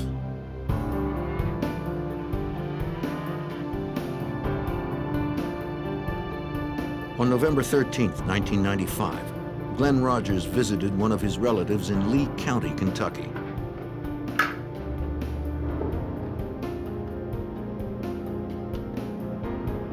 When he left, she called the Kentucky State Police. Hi, I think you're looking for my nephew. Glenn Rogers. She said he was driving a small white car heading west toward Interstate 75. When Detective Stevens heard that Rogers was sighted nearby, he set up on the road he believed Rogers would take to I-75. It wasn't long before a white Ford Festiva drove by. The detective began following. I wanted to make sure that this was Glenn Rogers, not somebody else that I had actually followed in behind. So I pulled out behind this car. When I ran the car tags actually came back stolen. So I began to follow him. I was able to pull up beside him like I was going to pass him. When I looked over, I could see who it was, and the picture I had of Glenn Rogers matched the driver.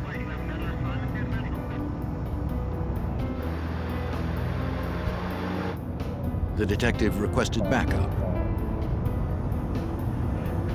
A local police officer was parked nearby. He joined the slow pursuit. They followed Rogers for a distance. I think he was kind of watching me, and I was watching him. And I think by then he must have pretty much figured out that he had a police officer behind him.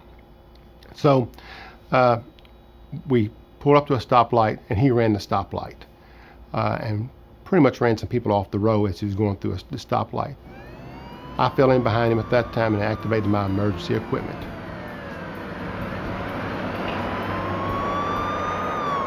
Rogers didn't stop. He sped up. He's on to us now. Stand by. Several miles ahead, police set up a roadblock and tried to clear the road of traffic. Go, go! They hoped this would be the last stop for the elusive killer.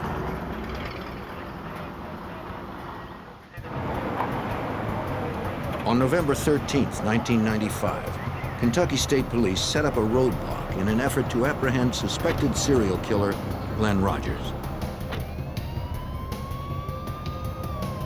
Armed officers waited at the roadblock. Shoot his tire! Shoot his tire! They fired at his tires, but they didn't stop the killer. Detective Bob Stevens was close behind. We followed him down the road. He had run several cars off the highway, ran a school bus off the highway. He was driving on the wrong side of the highway. And so it was determined that he had to be stopped. Sergeant Barnes was able to get up the other side of him, and when he came back, he tapped him, spun him out of the highway, off the highway into a ditch. They didn't know if the fugitive was armed. When I first approached the car, and I was one of the first ones to approach the car, you could see that he looked very upset, very aggravated that he was in the custody. He was very defiant and just didn't want to be taken into custody at that time.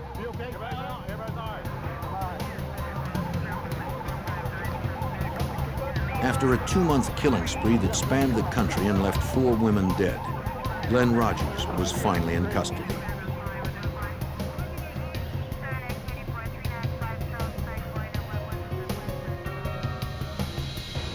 The vehicle identification number of the white Festiva confirmed the car belonged to Tina Marie Cribbs, the victim in Florida. Technicians scoured the car for evidence. They found shorts with blood on them, a blanket, and a woman's purse. These and other items linked Rogers to the murders in Mississippi, Louisiana, and Florida.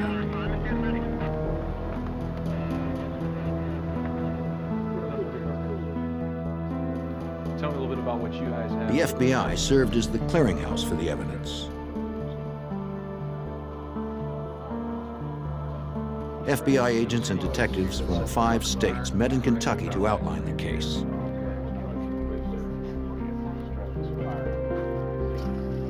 Special Agent John Huber helped plan the meeting. What they did do was put together all the information that everyone had, share information, and also that the FBI laboratory would process all the evidence in this case so that one agency would have custody of all the evidence and do the analysis. Agents and detectives agreed that their best case against Rogers was in Florida. Tampa detective Julie Masucci met with detectives and prosecutors to review the evidence.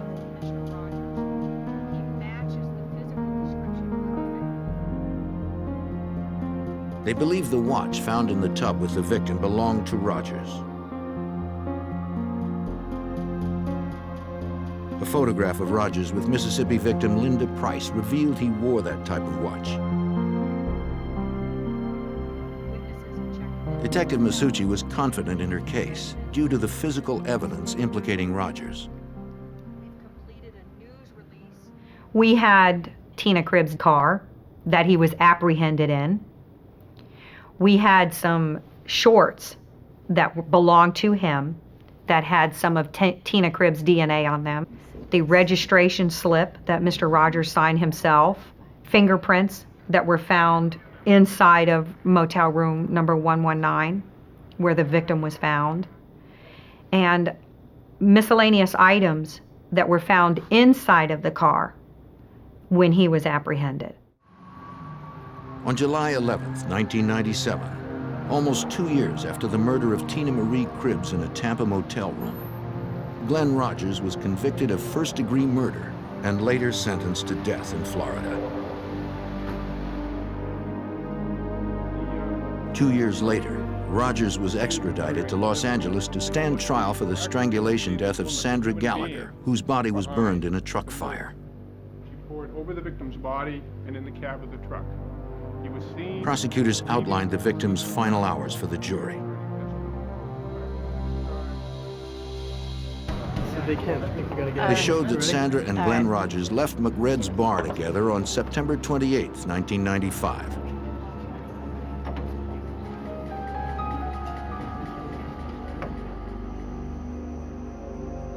At some point, there was a struggle, perhaps as Rogers made an unwanted sexual advance.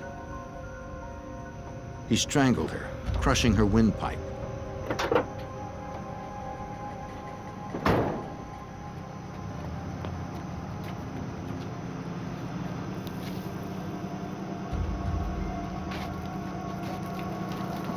Attempting to destroy evidence, Rogers doused Sandra's body in the truck with gasoline and set it ablaze. Then he ran.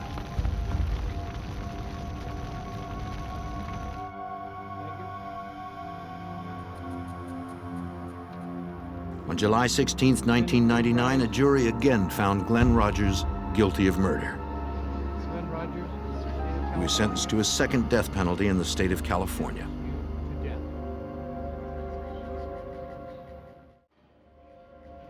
Los Angeles detective Mike Koblenz was impressed by the nationwide partnership of everyone involved in the hunt for Rogers. That's really what made this case come together, was the interagency cooperation, and not just in Los Angeles, but in Jackson, Mississippi, Tampa, Florida, and later Bossier City, Louisiana, the FBI, the press, the different news agencies that were able to get the information out. We truly worked together on this, and it came to a successful conclusion down the road. Since Glenn Rogers already had 2 death sentences, Louisiana and Mississippi prosecutors decided to spare the families of the victims emotional trials. Glenn Rogers left at least 11 children without mothers. The importance of stopping him was clear to Detective Julie Masucci and the other investigators. As a woman, not as a detective, not as a police officer, but as a female, I think that there should be a lot of women that feel safe that he's off of the streets. He had no regard for human life. He had no regard for the feelings of the families that are left behind. He didn't care. And I'm happy that he's behind bars. And I'm happy that he'll never step foot outside of a prison system that he could put other females at risk. Investigators suspect Rogers is responsible for more unsolved murders. He told family members during his rampage that he had killed dozens.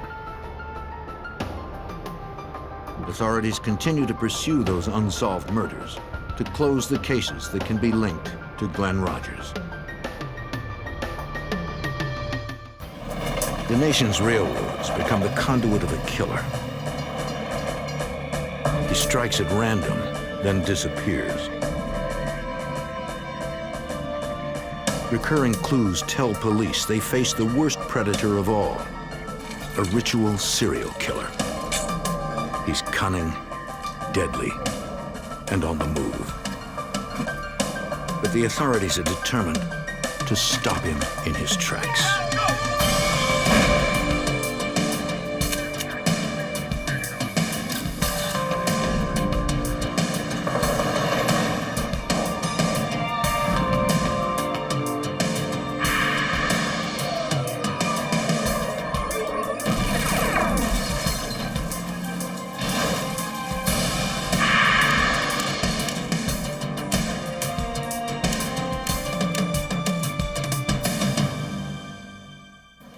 More than 200,000 miles of train track crossed the United States.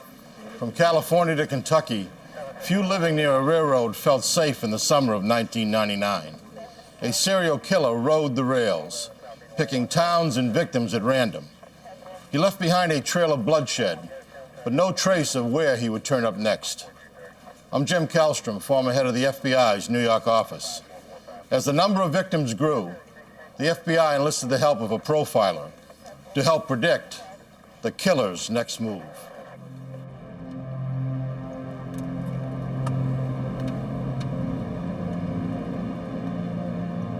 On December 17, 1998, in West University Place, Texas, a young woman called the police from outside the house of a friend she worked with.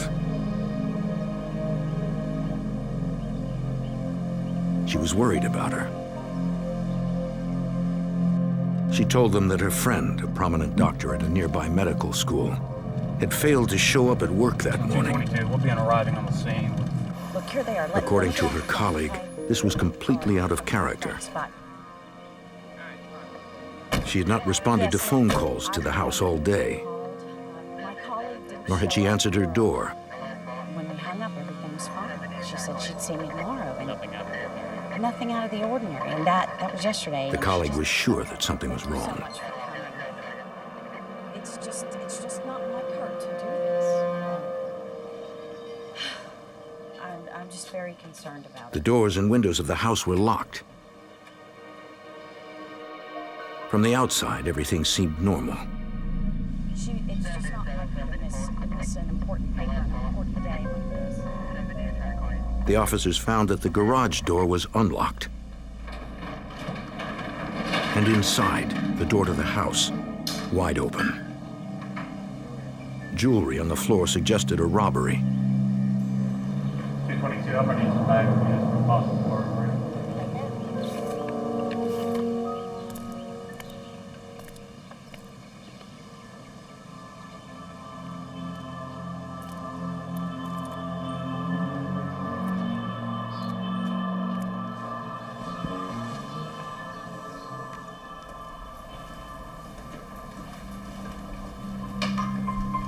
The house had been ransacked.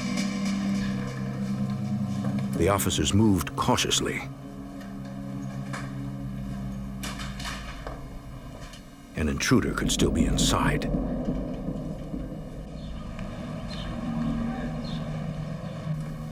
The downstairs was clear.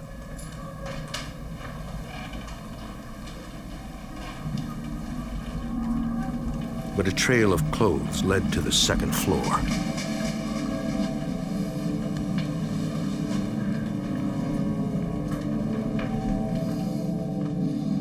In the master bedroom, they found the doctor.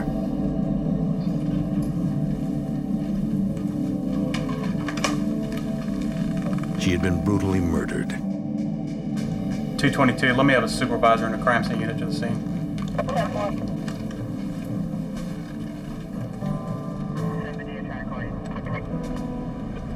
Detective Kenneth Maha responded to the scene. Though a 10-year veteran of the department, he was surprised by the report of a homicide. West University Place, just a small little suburb, 2.2 square miles, right in the middle of Houston, largely residential and an affluent community. And the last time we had a murder was in 1985 during a robbery of a pharmacy. The brutality of the crime struck the detective. Blood spatter was all over the place in the hallway and on the walls and the door. The body was completely covered except for one arm sticking out and her two legs. There was a large butcher knife that was near the body, laying on a pillow.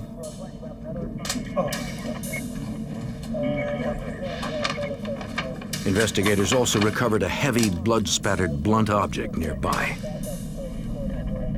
Both were weapons of opportunity the killer found in the house.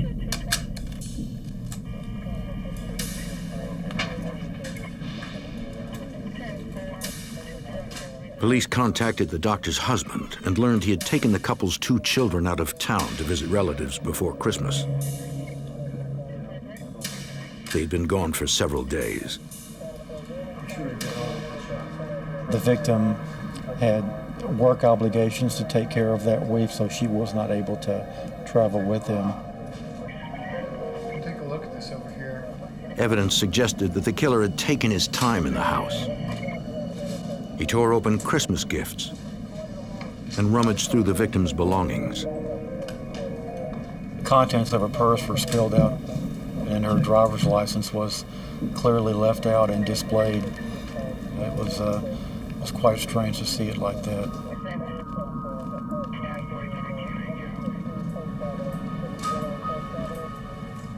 In the kitchen, the detective found partially eaten fruit.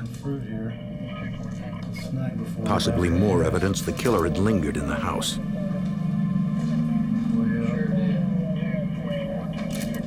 He also found the keys to the victim's Jeep. According to the doctor's husband, it was the only set. In the garage, there were no foreign fingerprints at the suspected point of entry. But on a workbench, investigators found the broken cover of a steering column next to some pry tools. The killer must have stolen the victim's Jeep. We surmised then that he had to break the steering column of the Jeep to actually crank it up and to start it. Here, the murderer made a crucial mistake.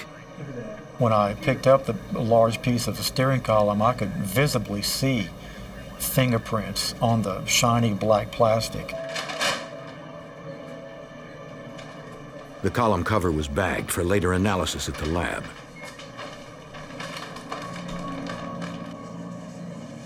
At autopsy, the medical examiner determined cause of death: multiple stab wounds and blunt force trauma to the head. The victim had been sexually assaulted.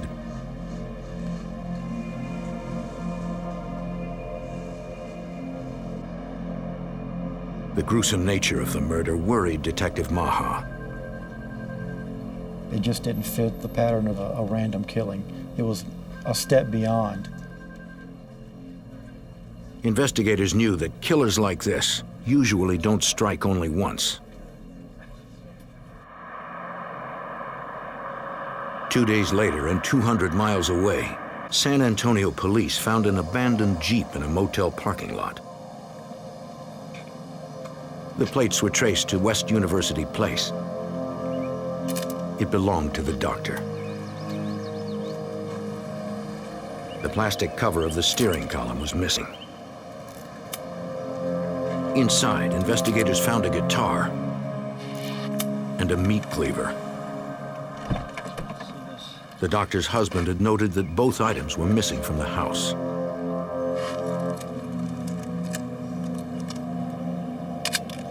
Someone had hotwired the Jeep in a hurry. We noticed too that the steering column was just in absolute disarray. The Jeep was fingerprinted inside and out, but technicians found no usable prints. At the police department's forensics lab, analysts made electronic copies of the fingerprints lifted from the Jeep's steering column cover and ran them through an automated matching system. And at that time, we got a positive match on an individual named Carlos Rodriguez.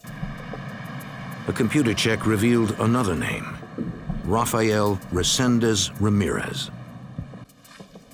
This was forwarded to the FBI's Criminal Justice Information Services Division. A search of their extensive database revealed dozens of other aliases and more information on Resendez. He had an extensive record going back more than 20 years and an active warrant on a stolen vehicle charge. Investigators reviewed the suspect's file from the Immigration and Naturalization Service and learned Resendez traveled regularly and illegally between the United States and Mexico. Most recently, he had been arrested in California for trespassing on railroad property with a loaded firearm and was deported to Mexico. Now it appeared that Rafael Resendez was back in Texas.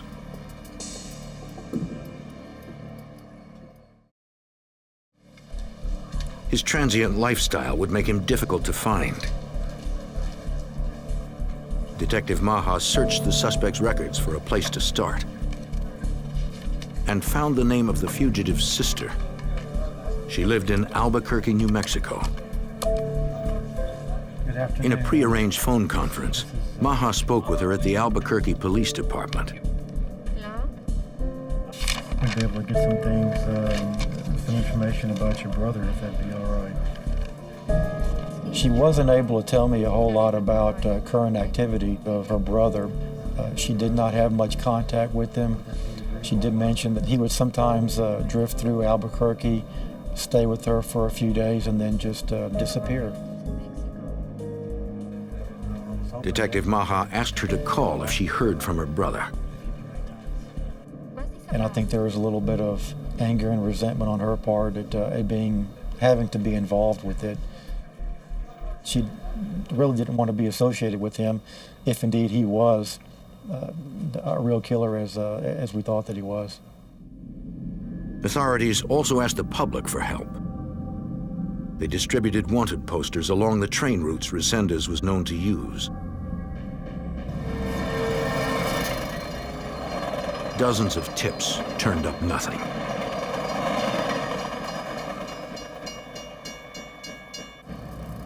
In March, 3 months after the doctor's murder, there was a series of reported sightings in rail yards near San Antonio. Sector 1, this is Sector 2. I've got Resendez had traveled 200 miles west. Each time, he fled before police could respond.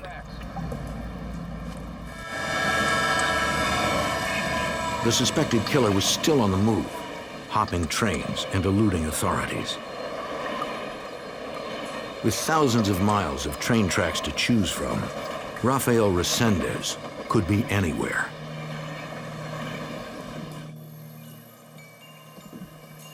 Five months after the doctor's murder, and only 90 miles away in Weimar, Texas, members of a local church went to check on their pastor. He and his wife had not been at church that morning. The door's wide open. Pastor! Pastor!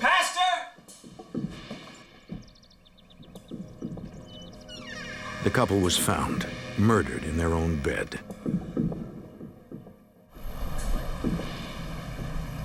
Weimar's a small town. Murder is nearly unheard of.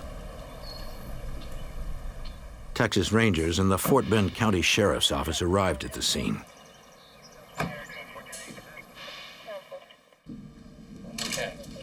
The preacher and his wife had been bludgeoned to death with a sledgehammer, a weapon of opportunity taken from their garage. The coroner set time of death at 24 to 36 hours earlier. The couple had been murdered late Friday or early Saturday morning. Money and valuables lay in plain sight.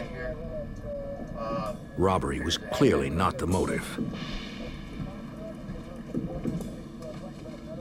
Deputies processed the bedroom with luminol, a chemical that reacts to the protein in blood and other bodily fluids. It revealed the victim's blood and bodily fluid from an unknown source.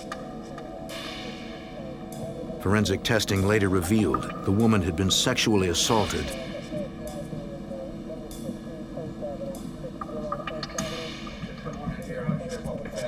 It appeared that after the murders, the killer had lingered at the crime scene.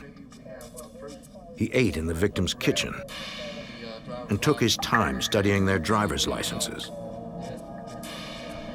The investigators at the scene were unaware of the West University Place murder, but not for long. In May 1999, Texas authorities were on the trail of a fugitive, Rafael Resendez. Fingerprints implicated him in the murder of a doctor in West University Place. 4 months later, a preacher and his wife were found beaten to death in their home in Weimar. The couple's red pickup truck was missing, probably stolen by the killer. Police put out an APB for the vehicle. At the Department of Public Safety, investigators from the Texas Rangers were troubled by the crime scene. The evidence in the house, partially eaten food and displayed ID cards, suggested a ritualistic killer. The Rangers contacted the FBI's Houston field office to get the opinion of a criminal profiler, Special Agent Mark Young. You have in a crime scene a lot of messages, a lot of forensic evidence, and a lot of behavioral evidence. You can pick up not only the forensics, the fingerprints, the DNA, the hairs and fibers, and those types of things, but you can also get a look into the offender's behavior. The way he commits that crime is unique. It's different than any other offender. Young noted that this killer acted with extreme rage, but no sign of panic. What really struck me behaviorally was this offender, unlike a lot of others, spent an incredible amount of time in that house going through everything. Their wallet and purse, respectively, were opened up, and their identification was showing. In other words, the offender sat there and looked at their photographs, not taking any credit cards, not taking any cash. Profilers can analyze a killer's behavioral choices in an attempt to reveal details about him. In this case, after killing the victims, the perpetrator kept striking with his weapon. But then he covered their bodies.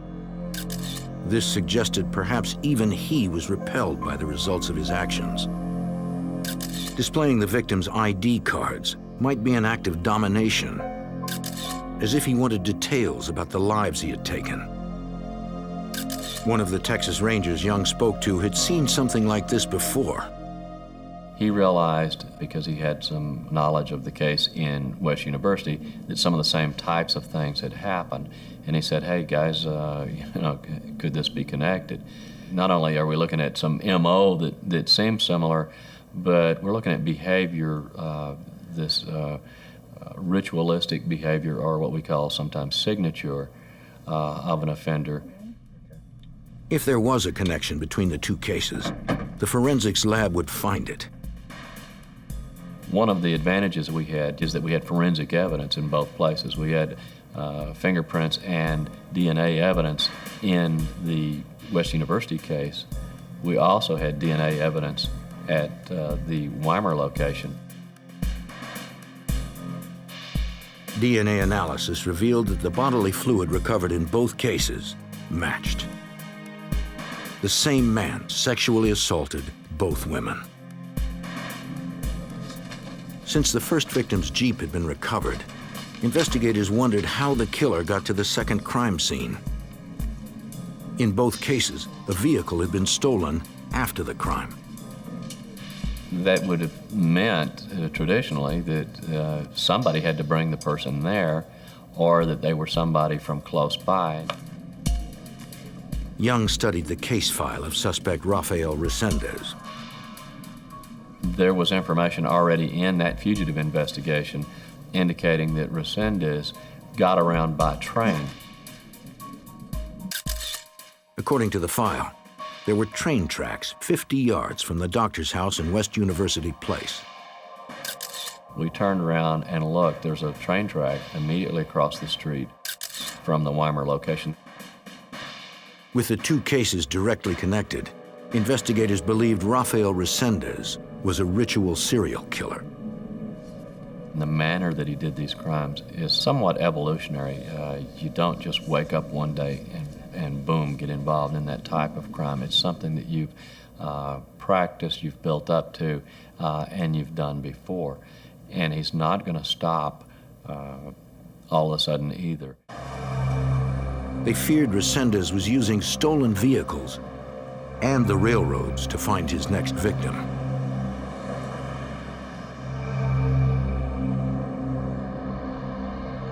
At the Houston field office, the FBI's fugitive squad joined the hunt for Resendez. Special Agent Bobby Eckert led the investigation. We knew that he had fled the jurisdiction and had most likely traveled interstate and, in fact, into Mexico. Because Resendez had likely left Texas, they obtained an unlawful flight to avoid prosecution warrant. 57, 1959. It would allow the FBI to add its federal resources to the hunt. The first thing that we wanted to do is to find out everything that we possibly could about Resendez. We knew that he had been arrested over 13 times. I immediately started getting all the prison record pin packets so that I could identify not only relatives but associates, determine his patterns. All the interviews revealed to us that this was a man who was not well known by anybody. His family had not really had a lot of contact with him since he left home at 12 years of age and moved to Acapulco and eventually to Florida. With little to go on, criminal profiler Mark Young tried to unlock the drifter's past to predict his next move. He forwarded details of both cases to analysts at the FBI's Violent Criminal Apprehension Program. VICAP analysts use sophisticated databases to identify similar unsolved cases. Immediately, they were able to return to me a case in Lexington, Kentucky. A Hispanic male had assaulted a college student and murdered her boyfriend.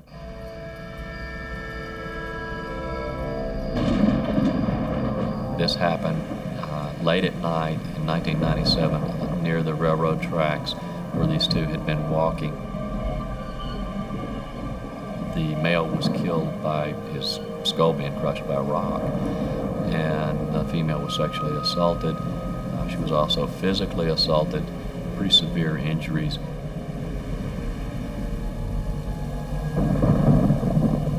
Though dazed by the attack, the young woman somehow survived.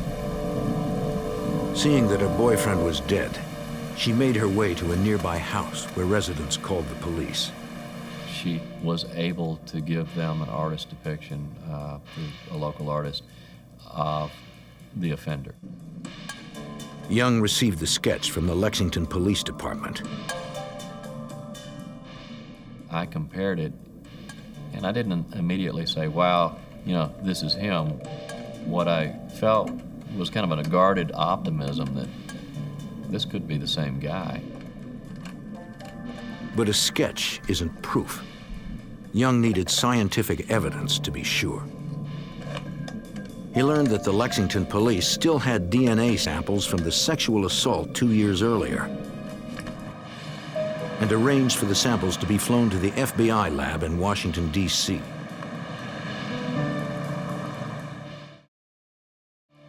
At the DNA analysis unit, examiners began processing the samples. A couple samples to be worked. Examiner Alan Giusti. Homicide out of Kentucky.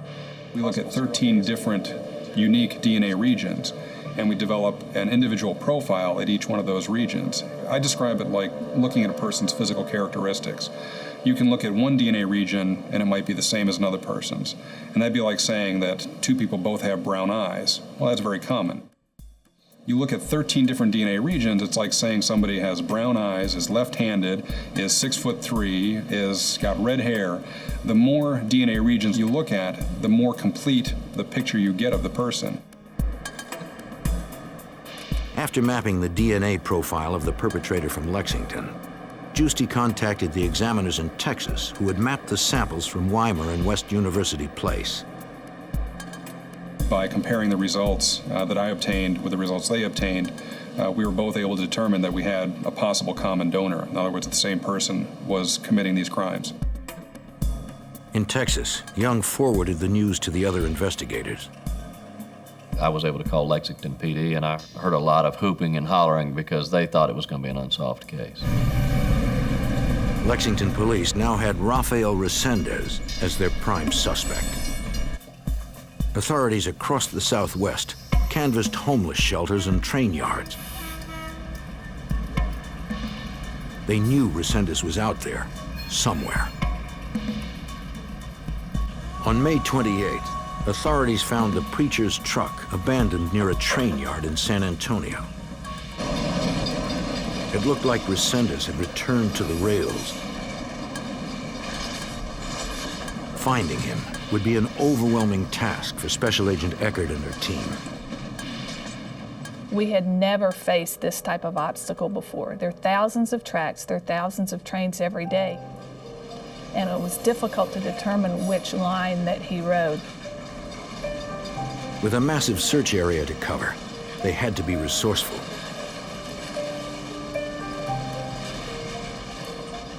One way we handled this is we developed a small wanted poster that we gave to the people that frequently rode the railroads.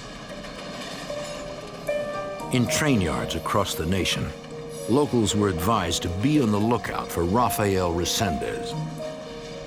If they spotted him, they should call the FBI fugitive squad immediately.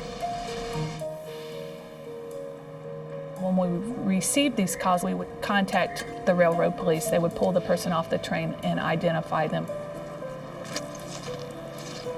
Agents and railroad police responded to hundreds of sightings.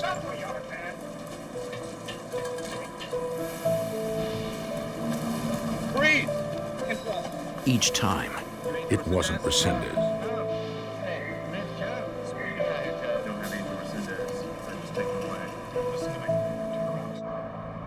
The FBI's best lead was the fugitive's sister in New Mexico.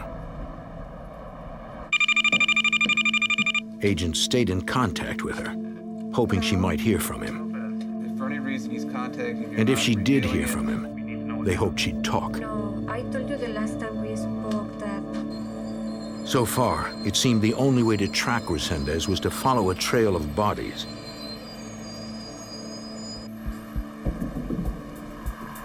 On June 4th, 1999, a Fayette County, Texas woman stopped by her mother's house to check on her.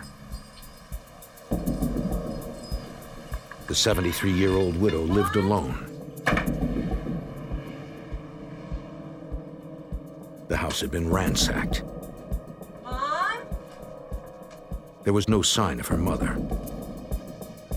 Mom? As she searched each room, her panic rose. Mother! Then, in the bedroom, she found her mother's body. The elderly woman had been bludgeoned to death. In 1999, agents were on the trail of Rafael Resendez, linked to 4 murders in Texas and Kentucky. As his notoriety grew, the press dubbed him the Railroad Killer. Now, an elderly widow had been murdered in rural Fayette County, Texas. Like the other victims, she lived near a railroad. The gruesome crime looked like the work of Rafael Resendez, according to FBI Special Agent Mark Young. When you looked at that real brutal style of murder, you felt like, yeah, we got to be dealing with the same guy, because she was covered similarly. There were jewelry boxes that had been opened up in other rooms. Things had been opened and gone through, and there were items taken. It was a familiar and disturbing pattern. Cash and jewelry had been left behind. Instead, the killer stole trinkets and personal items, as if taking souvenirs. Fingerprints in the laundry room indicated the killer had broken in through a rear window. The print was later matched to Resendez.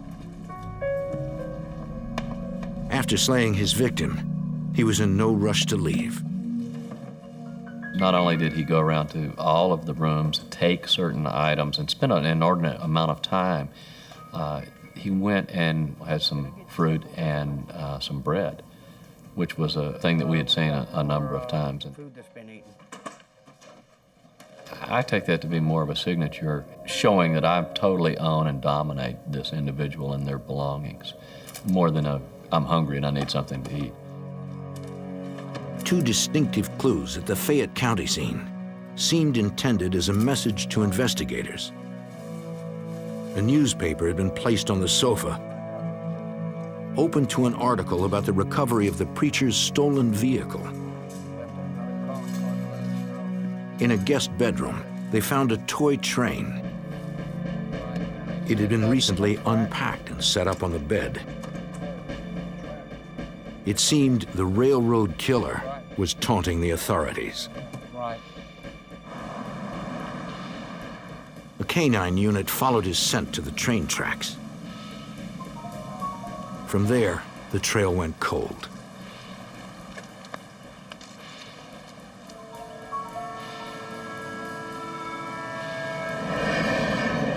Less than 24 hours later, the next victim was discovered. Another gruesome murder near railroad tracks. This one 95 miles from Fayette County. I got a call in regard to a crime scene in Houston that was being assessed by the Houston Police Department. They were noticing some similarities. A 26-year-old school teacher was found sexually assaulted and bludgeoned to death in her bedroom. Her driver's license had been removed from her wallet and displayed on a table. Like the other victims, she lived near railroad tracks. The teacher's car, a white Honda sedan, had been stolen. Later DNA analysis confirmed Resendez had assaulted the woman. Now he was killing at a much faster pace. One of the concerns we did have was that this guy was going to evolve into what we call a spree killer. A lot of times in the past, we've had serial killers, Ted Bundy, for instance, that the pressure got so great that they went into a spree mode, and that is they began to kill a number of victims with really no cooling off period. With his last two victims killed in a 24-hour period, it appeared Resendez had made the shift to spree killer. 2014, three-step protection on the conductor. Stepping in, air and brake, go out. On June 6th, a rail yard worker spotted the fugitive in Flatonia, Texas, halfway between Houston and San Antonio. 2014, we have a trespass on premises. Call Central Dispatch, running westbound. He immediately notified local police and the FBI. 2014, we got an emergency situation. Male Hispanic, westbound. Once again, Resendez slipped away. Okay, guys, we've got some additional information. At the Houston FBI field office, Operation Train Stop was created. Now investigators from more than 30 agencies were assigned exclusively to the case. You'll remember we got involved. Special Agent Bobby Eckerd was part of the operation that was comprised of two basic squads. You had the one squad that was the serial homicide investigators that were looking into the various homicides, developing evidence of crimes. Then the other side was the fugitive investigators that their sole purpose was to locate, apprehend, and arrest Resendez. The fugitive squad looked for patterns in the suspect's past. We were able to determine that he followed the crops throughout the United States. In Washington State, he followed the avocado route. In Florida, he would be involved in the citrus crops. In Kentucky and North Carolina, he would pick tobacco.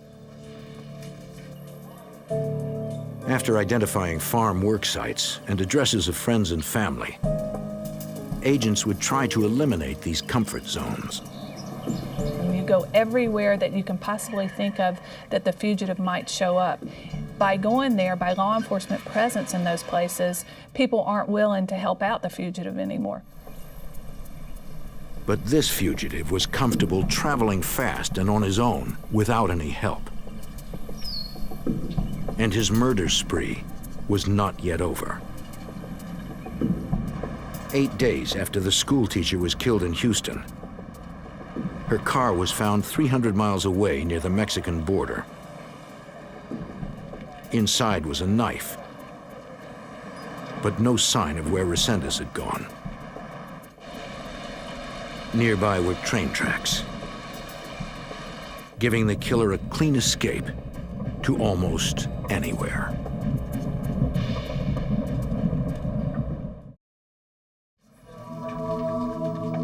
In 1999, more than 30 law enforcement agencies hunted for Rafael Resendez, known as the Railroad Killer. Whenever a new crime appeared to be the work of the killer, Special Agent Mark Young investigated. I was getting hundreds of calls from departments around the country wanting me to listen to their stories about their crimes and determine whether the cases might be linked. On June 15th, the bodies of a 51-year-old woman and her father were discovered in their home in rural Gorham, Illinois. The local sheriff's office believed Resendez was involved and called Mark Young.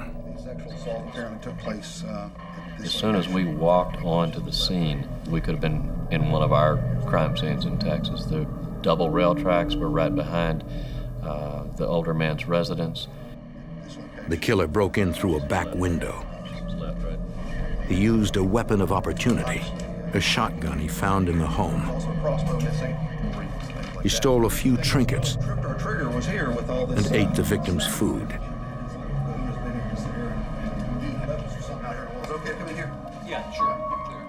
But this time the killer had added something new, a statement scrawled on the wall.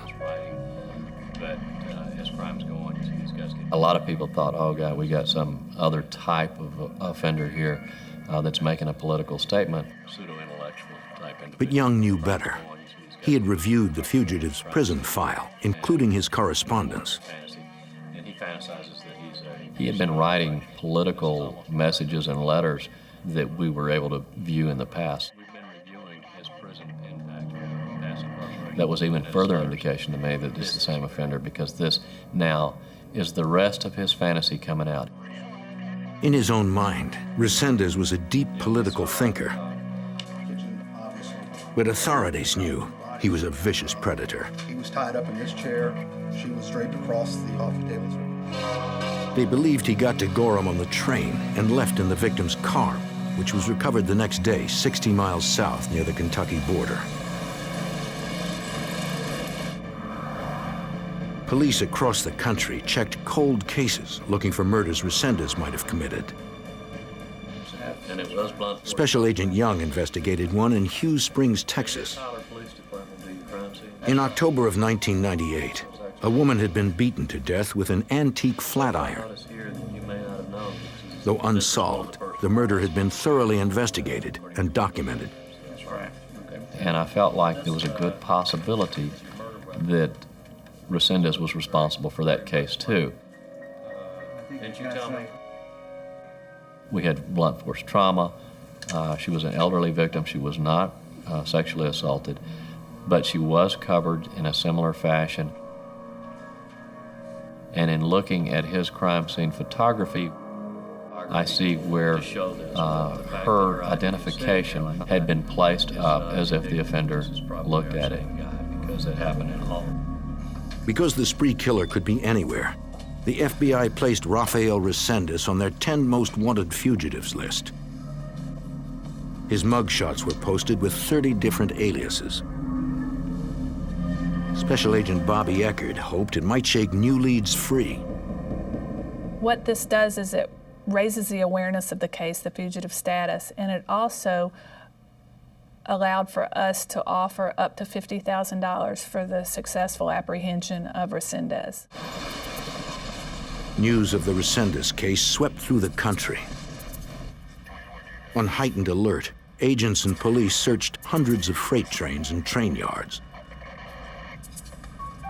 It was as if Resendez had disappeared. Don Clark, then special agent in charge of the Houston field office, held press conferences to help spread the word. But he was candid about the case's difficulty. It's a very complex investigation. It's one like many of us have never been involved with before. We are dealing with a lot of unknowns here. We're dealing with a lot of pieces of information, and it's a very difficult investigation for all of the agencies. The story led news broadcasts nationwide. And with 8 victims now dead, the public was terrified. 8 is more than enough, many more than enough. 1 is more than enough. And that's all that I can assure the public, is that law enforcement is working together to try and get this person out of the street. The fugitive was deceptively smart and incredibly dangerous. He could move across the country easily and slip across the border at will. What we were trying to let people know was this is not some railroad hobo or bum that doesn't have any sense traveling around. This is a guy with a good IQ that knew how to evade law enforcement, that we needed a lot of assistance in capturing. This is a guy that was attacking innocent people in their sleep, and there was nobody really safe. The reward for the fugitive's capture climbed to $125,000. Calls came in from all over the country. I'd like to, thank you. In late June, Resendez was spotted at a homeless shelter in Louisville, Kentucky.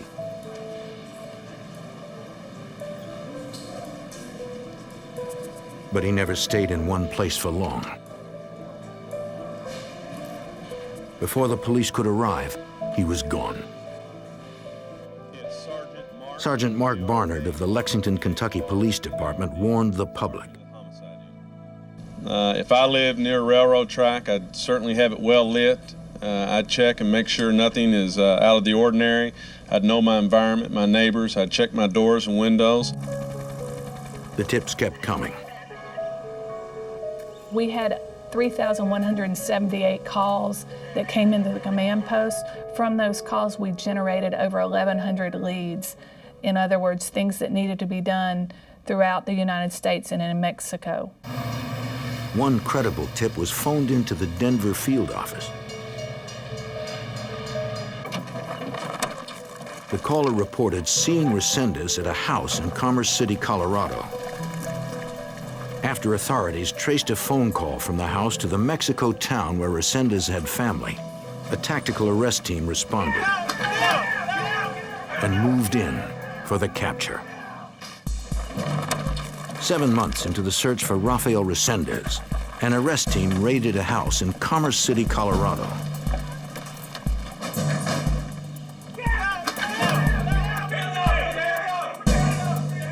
They secured the occupants and searched the house. But Resendez was nowhere to be found. And authorities later determined the tip was a case of mistaken identity. Texas Rangers and the FBI agents kept in contact with the fugitive's sister in New Mexico. She assured them that she had not heard from her brother, but promised that if he called, she would contact them. I'd like to take a look at these photographs. But at the FBI command post in Houston, the next big lead concerned a relative no one knew about before. Agents learned Resendez had a wife in Mexico. Special Agent Bobby Eckert followed up on the surprising new lead. The command post became aware that he had a common-law wife because she was interviewed by Mexican media. And a local station got a copy of that interview and aired it locally. At that point, we brought his wife to Houston for a 2-day interview.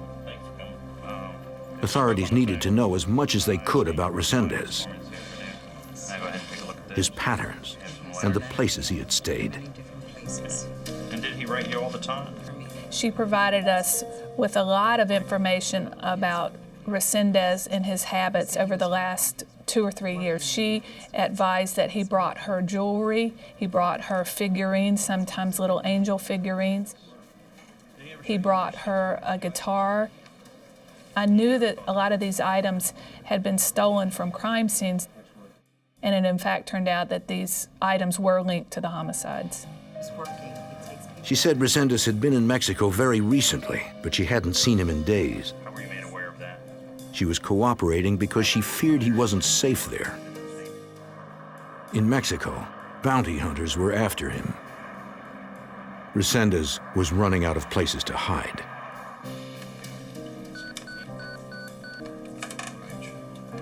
On July 10, 1999, investigators received a phone page from Albuquerque.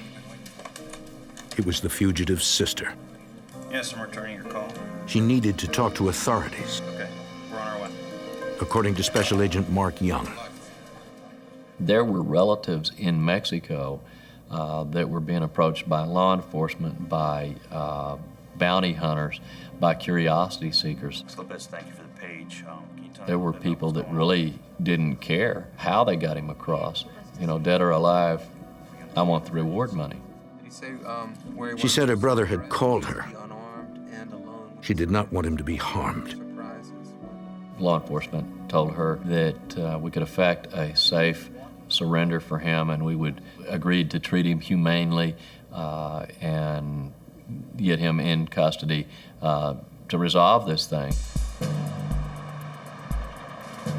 On July 12, 1999, Rafael Resendez agreed to turn himself in to a Texas Ranger at a small border crossing. Resendez, hands on your head. Respecting his sister's wishes, authorities agreed to let him walk across and to take him in with a minimal arrest team. One of the most vicious serial killers in the nation's history was taken into custody quietly and without incident. In follow-up interviews with Mark Young, Resendez would confess to a total of 13 murders, 4 of them not yet connected to him by authorities.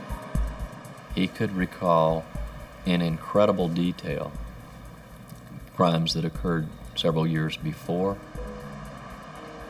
After discussions with him, I would contact the jurisdictions that had primary control of the investigations that he was referring to. And we resolved 2 homicides in Florida, Marion County, Florida, 1 in Colton, California, and 1 homicide in Barrow County, Georgia. You tell me the train. The question in everyone's mind was why. In the interviews, Resendez made the sickening claim that he killed to wipe out evil. Yet among his victims were a doctor, a preacher and his wife, a teacher, and elderly people. Did you murder? All upstanding citizens, well loved by their families. Yes. The search for Rafael Resendez took 8 months and cost hundreds of thousands of dollars. In court, he attempted to use an insanity defense to explain his crimes. But in May of 2000, he was found guilty of first-degree murder. 4 days later, Rafael Resendez was sentenced to death.